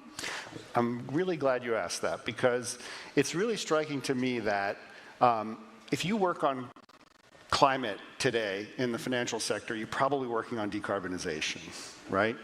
But there's this whole other piece to the puzzle, which is making the economy resilient to climate change. And people today generally think, financial markets, capital markets think adaptation, what is that? That's like a line item in a government budget, right? But it's not. It's actually a growth industry, right? Climate proofing life on Earth is a growth industry in the 21st century, unfortunately. But you can think of it like the healthcare industry, right? It's unfortunate that people get sick, but we do want to drive capital into that sector to innovate, whether it's drugs or other, treatments. And so we need to start thinking about climate resilience solutions as a thematic, right? And this is really simple stuff. Water, pumps, air conditioning, wildfire analytics, engineering services. So I think that's the next wave of climate investment that you're going to see products designed around. And is there a lot going there right now, or not enough? No, it's a little bit of a blind spot for capital markets today, yeah. Okay. What about the corporations in the room? What, aside from philanthropy, what can they be doing? Well, it is really remarkable to me how much corporates have actually taken the lead in a lot of areas. I mean, think of a strange and important frontier of climate like removals, greenhouse gas removals, CDR. It's amazing that that market, that nascent set of technologies to remove carbon dioxide from the atmosphere is being powered by corporate philanthropy, right? So there are so many areas where companies have started to take the lead. And I remember when I was at BlackRock, I remember talking to one of the big tech companies that was spending a lot of time and effort and money on climate. And I was saying, why do you do this? Right? How do you generate shareholder value? Why do you would you be willing to spend all of your free cash flow on climate, even though you're a software company, basically, right? And they had a great answer, which is, I don't understand the question. If we don't succeed in dealing with this problem, then we're not going to have customers who are willing to pay for our products. And I think that was a relatively enlightened perspective. And so I see the corporate sector moving ahead, but there's only so much you can do right on the side of your desk to buy sustainable aviation fuel or to pay for reforestation products. It's got to be viewed as part of your core business, so it's just going to be more relevant for some than others. Some of the biggest wins that we've seen in climate finance in the last year have been blended, right? So we had the fund out of the UAE last COP, 30 billion, right? Altera. There's also Allied Capital Partners, which Bezos is involved with.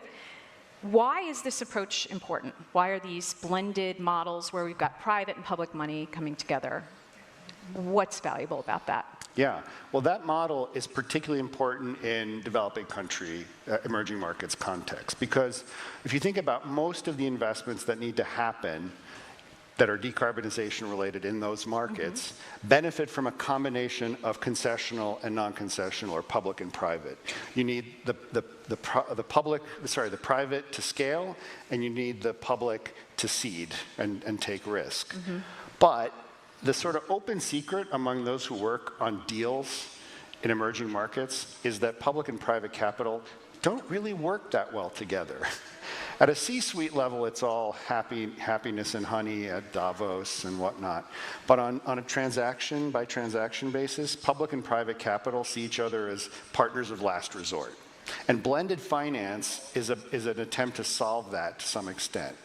So, is it partners of last resort because it's just, there's no model for it and it's very bespoke, or? No, it's because public and private financial institutions have different incentives, they have different decision-making systems, they have different cultures, right? Nobody on Wall Street gets up in the morning and says, Today, I really want to do a deal with, the African Development Bank or the Inter-American Development Bank, and the feeling is mutual. So in order to get these two kinds of capital to work together, highly motivated LPs will say, okay, we are going to do a vehicle. We're going to design a fund that's going to do more. We want to do more than one deal together, so we're going to design a blended finance vehicle that combines philanthropic or development finance with institutional capital. I was involved in designing one at BlackRock called the Climate Finance Partnership, which is an amazing fund, but it took a long time to negotiate those docs, right? And that's the experience in blended finance. Because public and private don't work well together, it takes forever, and that means each one of them is a beautiful artisanal creation that can't be just like replicated 1,000 times. Yeah. So how do we get to where it can be replicated? Like what's the, when we were talking and prepping, the deal team for the planet, if you will? Yeah. Well, I think it's interesting that, this problem of public and private working together, there is no sort of investment banking function in climate finance. There's no commercial locomotive in the middle that says, my job today is to drag these deals closer to financial close.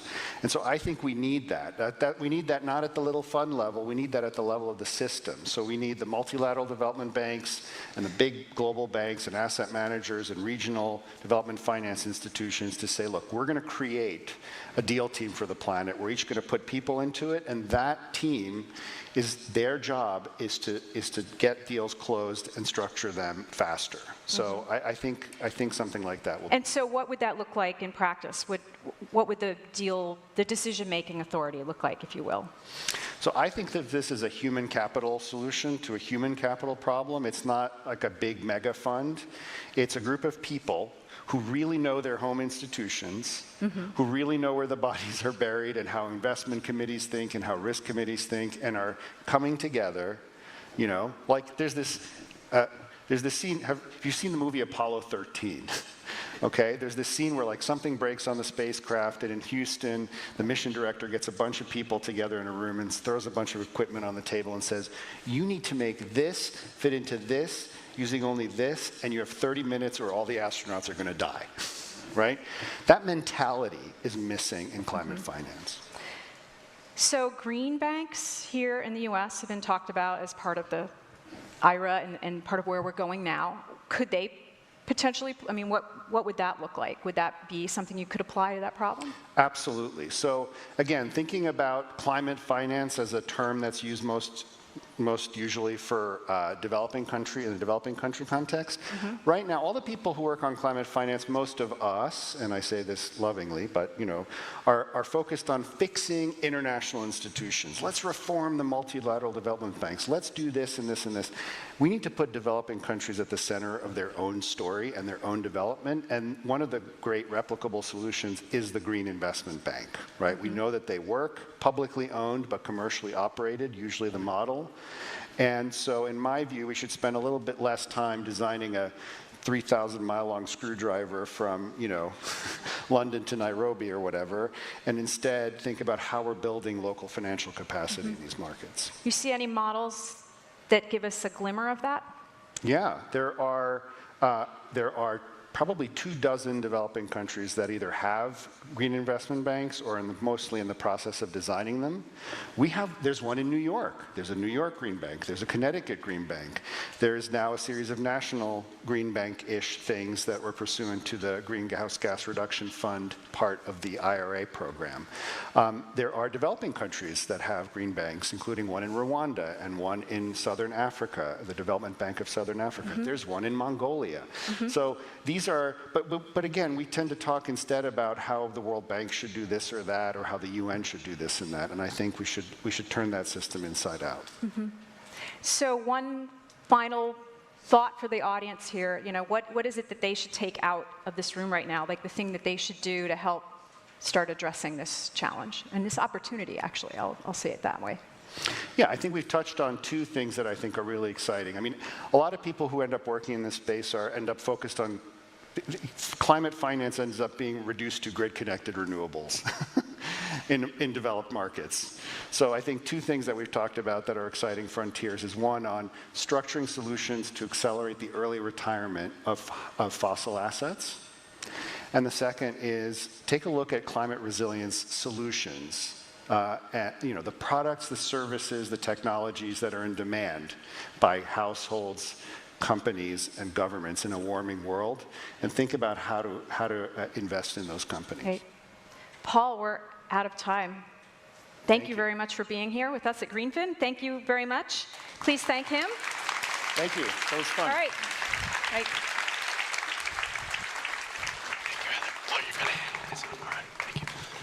All right, everybody, and that is a wrap for day one keynote program. Thank you again to our sponsors and our partners, and for all of you for joining us. We've got a networking block after this, and then we've got some more sessions and the official opening networking reception. So see you in the sessions and the hallways and for the reception later on.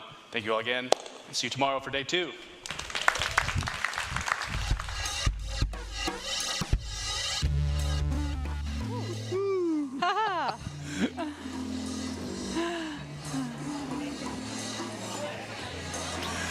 Welcome back to the GreenFin live stream. I'm John Davies, President of Trellis Networks. I'm joined by Sarah Golden. I'm VP of Climate Tech and Executive Director of Verge. All right, Sarah. So, what did you like on the main stage today? I actually liked a lot from the main stage today. I'm not actually a finance person, so I like anything that makes sense of finance. But I'd say overall, I felt like there was this theme that was happening again and again of thinking about finance in like a longer-term view than we have in the past. And this idea that like when you're making a business case, it's not about this year, but it's about the longer term. What's the business case for kind of continuing to live on a sustainable planet? And I also liked the points that were made around how the economy follows or finance follows where the economy is, and the important role of the government in getting that right. I don't think that is addressed enough within financial conversations. How about you, John? Well, I've known Bob Massey a long time, and I think his inspirational speech was fantastic. I really enjoyed that. And then the panel that our friend Molly Wood put together on the impact of where you bank on climate. When the Topo guy said, that is the biggest impact by thousands of percent or whatever on these companies. I was like, really? And then he explained it. It's like, wow, that is really amazing. So yeah, it's really like a mindset shift to be thinking about just banks as part of your supply chain. Like, what are the emissions associated with that? Yeah, so, scope 3 difficult, and yet they're finding a way to measure that one, item 15 within scope 3. So that's pretty cool. Mm-hmm. All right, well.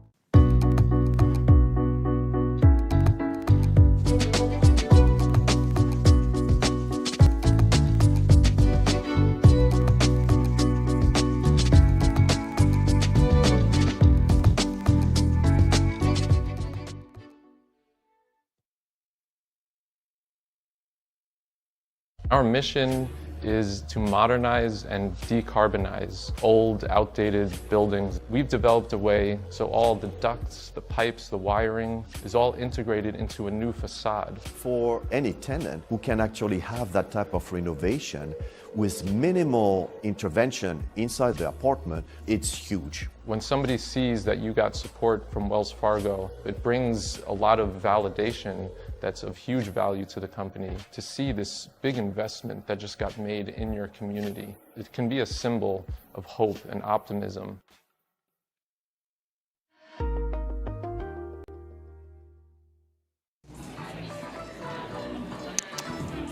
All right, welcome back. I'm John Davies, President of Trellis Networks at Greenbiz, and I am joined today by Erica Karp, the queen of capitalism. Erica, welcome. Well, thank you. How kind, or maybe how not so kind. Well, okay. What are you really? Explain to our audience. You know, I've been involved in sustainable investing for many years, and I actually really just prefer to call it investing. It's just investing. And I believe in capitalism, but I believe we have to reform it. And I'd rather do that than blow it up, but we need to do something. Well, you know, we've been talking a lot today about ESG and specifically around a lot of E, some S, but there hasn't really been too much of a conversation around the G, right? Around governance. So what's the role of the board? Because that's really the puppet master that drives a lot of things. So where do you see where boards are and where do they have to go? Right. Well, I mean, arguably the G, the governance, in the E and the S and the G, governance is first among equals.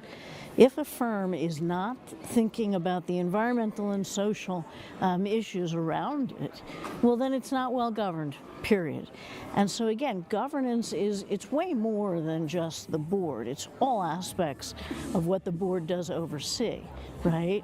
And so when we think about, you know, functions related to board governance, we have to think about compensation. We have to think about incentive structures throughout the organization.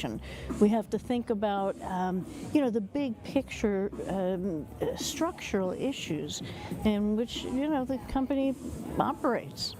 And so how do investors get to that? How do they get to the insight to understand not just the roadshow, but, you know, what's really happening in terms of governance at an organization? Yeah.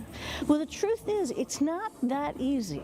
So, for instance, we know that the compositions of many boards, whether it's corporations or whether it's the foundations and endowments of the world, the compositions are clear. We can have information on that. But the process by which the boards come together, is it informal? Is it friends of friends? Or is it more formal? The process by which boards kind of renew themselves, that's not so easy to look at. The process by which boards are potentially overboarded, you know? If women are on boards, which is so important, you know, is it the same women on multiple boards? Or are we seeing, you know, diversity in the establishment of, you know, boards? So it's very tricky business. Yeah. And I wish we would see board directors, frankly, speak more as flag carriers for the firms.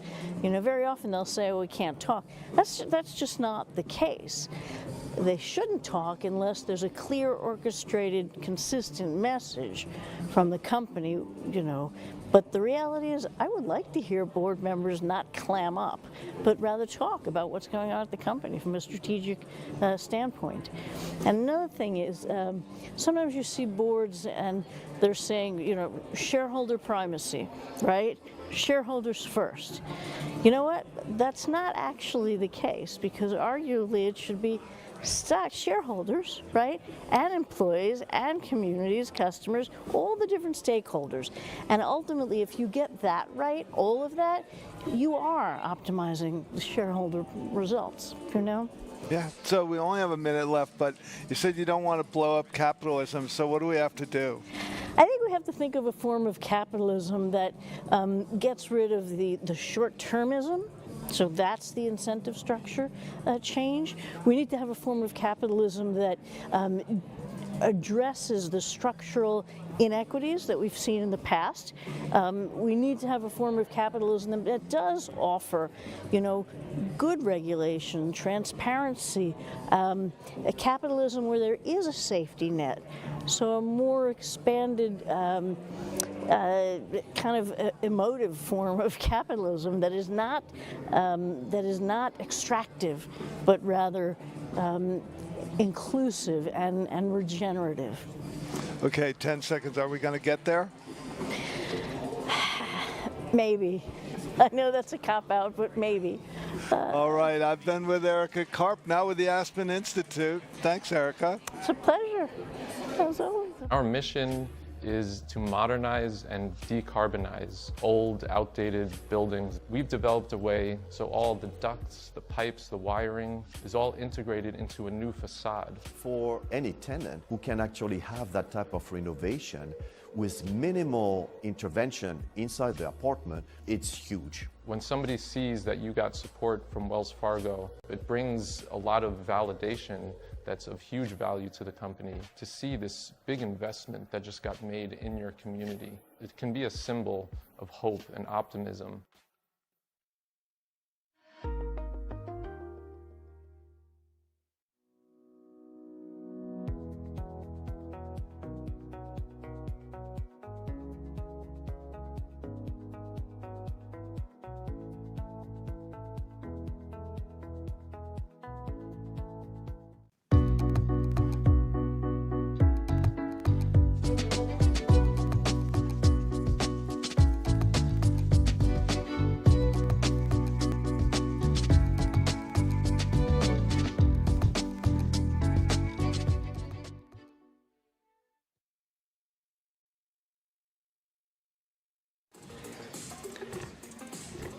Welcome back to the live stream hub. My name's Sarah Golden. I'm VP of Climate Tech, and I'm delighted to be joined here by Marina Severinovsky, who is head of Sustainability America at Schroders.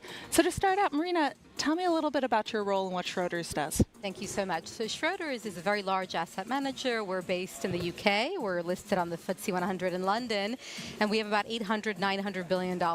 And we do, because we're based in London, our kind of epicenter of sustainability sits there. But we have regional hubs in the Americas, in Europe, and in Asia. So I oversee one of those investment hubs. And we basically work with both our internal clients, who are our investors, our PMs and analysts, as they focus on sustainability in their work and their investment.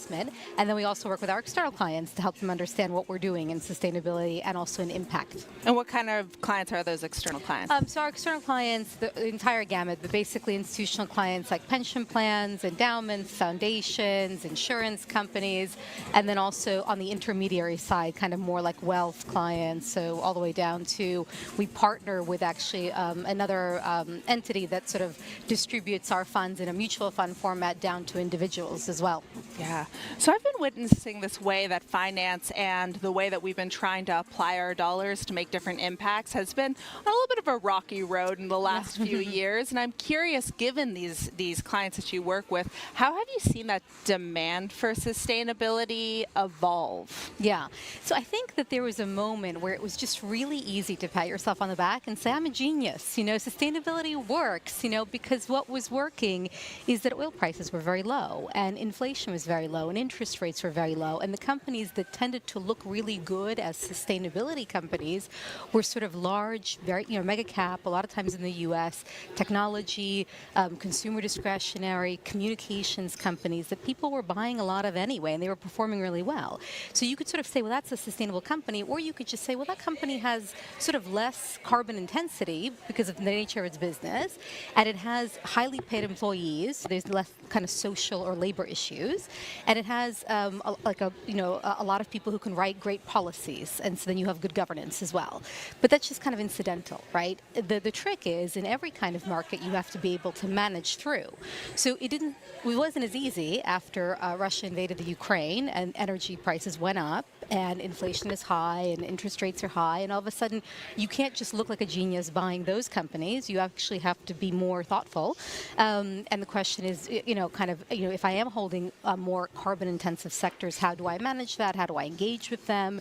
And so we're kind of redefining what it means to be sustainable. We talk a lot about transition and holding companies that may not be so green at the moment, but they're trying to evolve over time, and you're supporting that evolution as an investor. So I would say, I think people are trying to understand this over time, that there's a maturation, I think, of understanding of what it means to be sort of investing in sustainability, that it's not the kind of easy win, that it's actually a pretty long-term commitment. And when we talk to our clients, a lot of it is about kind of what matters to them, because sustainability is so broad. There's climate, which we talk a lot about, and we're at GreenFin, but there's also social issues and governance issues, and so you can approach clients from many angles and say, what to you is a good company something that will persist and be durable over time, like what are the characteristics you want to focus on for that business?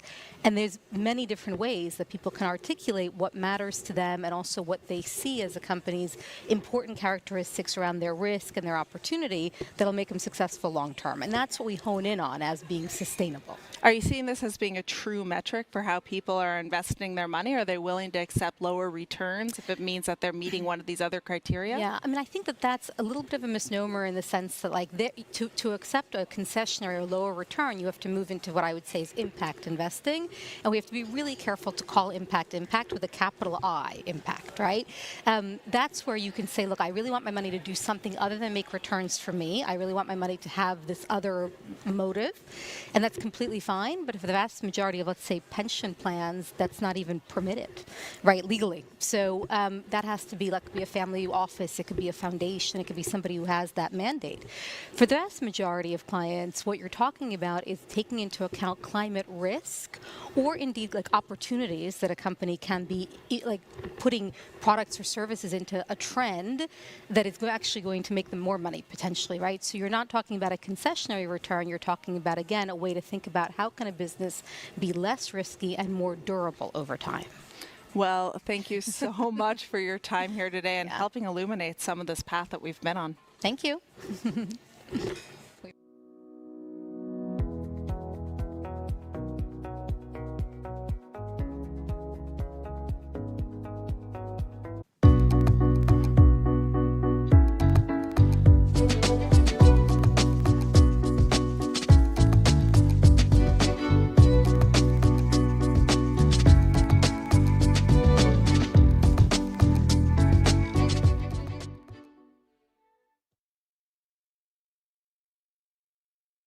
Our mission is to modernize and decarbonize old, outdated buildings. We've developed a way so all the ducts, the pipes, the wiring is all integrated into a new facade. For any tenant who can actually have that type of renovation with minimal intervention inside the apartment, it's huge. When somebody sees that you got support from Wells Fargo, it brings a lot of validation that's of huge value to the company to see this big investment that just got made in your community. It can be a symbol of hope and optimism.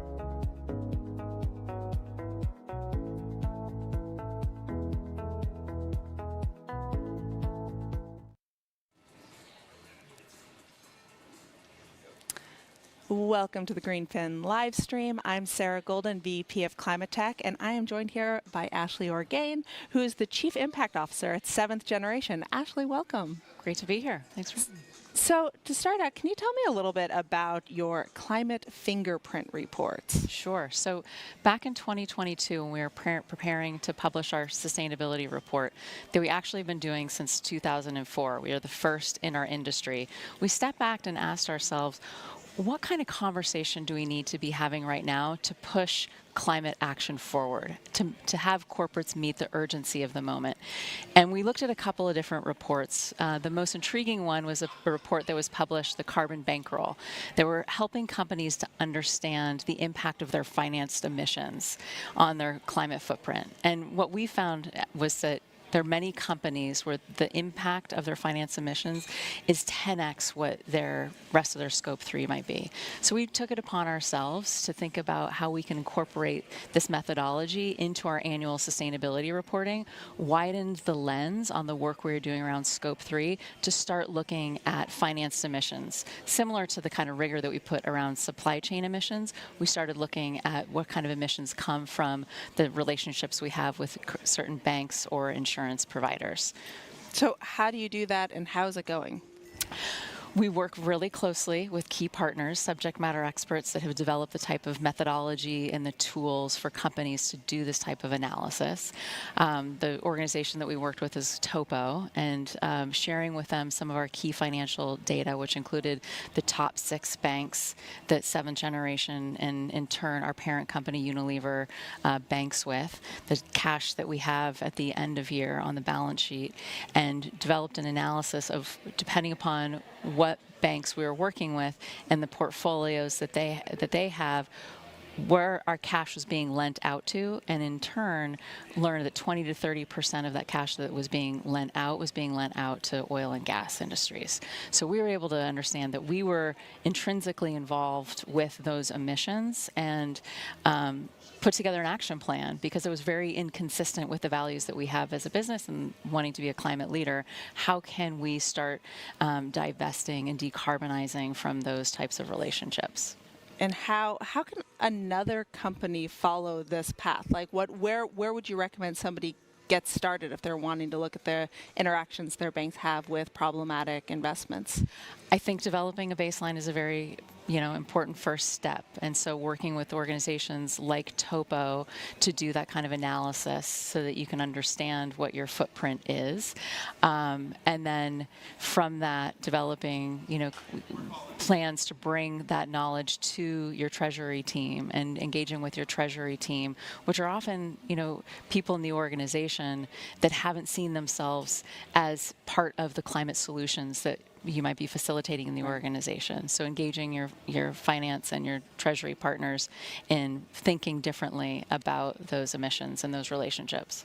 I'm curious, when you're thinking about engaging your bank and in no longer having your money going towards some of those problematic investments, are those investments just then coming from other clients of the bank, or are you also pressuring banks to then take that money and put it in potentially solutions or something else? So you're describing something that's very advanced. We're not yet there. So the methodology that we worked with generated an estimate, and we have a good sense of what that estimate looks like and is equivalent to other Scope 3 emissions.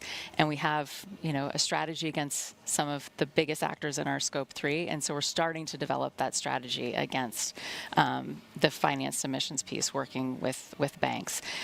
Because we're a wholly owned subsidiary of Unilever, our finances are interconnected. And so it's actually a conversation that we're beginning to have with our parent company, getting them on board with this approach of rethinking and understanding the influence that we can have through our banking relationships on decarbonizing our whole business. Is it challenging to make the business case for this, either internally or to your parent company, Unilever? So one thing that we have direct control over is that we own the banking relationship with our foundation at 7th Generation. We are able to move the money from our foundation in year 1 coming out of the fingerprints report, and we learned that it reduced our metric tons that year for that specific emission by 90%. So being able to draw that comparison and the opportunity with the rest of the emissions associated with finance is a pretty strong business case, particularly someone that wants to continue to be a climate leader. Well, Ashley Orgain, thank you so much for your work at 7th Generation and for joining me today at the live stream of GreenFin. Thanks so much. Thank you.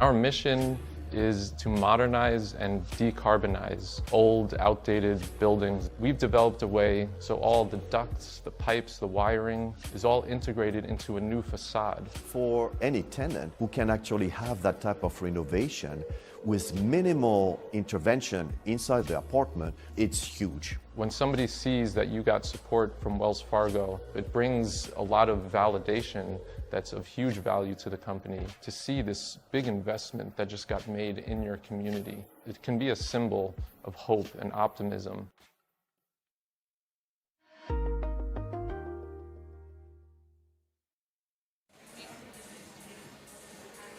And that is it for today's live stream from GreenFin 24.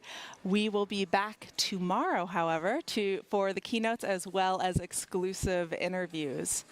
John Davies, are you looking forward to anything tomorrow in the live stream? I am in the live stream. In the keynotes first, let's go to those. I'm really excited about the financing of nature and biodiversity efforts. So there's the task force for nature, for financing, TNFD. Yeah. You know, that's what it is. And I think, you know, so much is happening out of that space, and then we've got Bloom down in Cali, Colombia later this year. So there's just a lot going around that, and I'm interested in the financing part of that. Indeed, yeah, and the moderator for that session will be our own Teresa Lieb, who is heading up Bloom down in Colombia during the COP. I'm also looking forward to the conversation with Vanessa Chan from the Liftoff Reports, which is really about how the different commercial pathways that we have for industrial decarbonization, and this is something that's like very near and dear to my heart.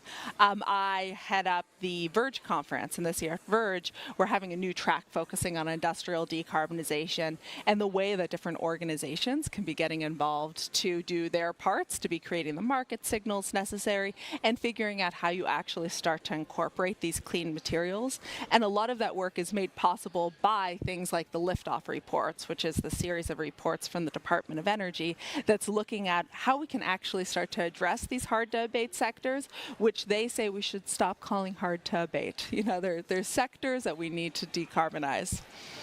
Fantastic. Yeah, so Sarah, when is Verge? You know, they're joining us virtually now, but maybe they can join us in person. When is it? Yeah, it's going to be October 29th through 31st in San Jose, California. So, yeah, you got to check that out.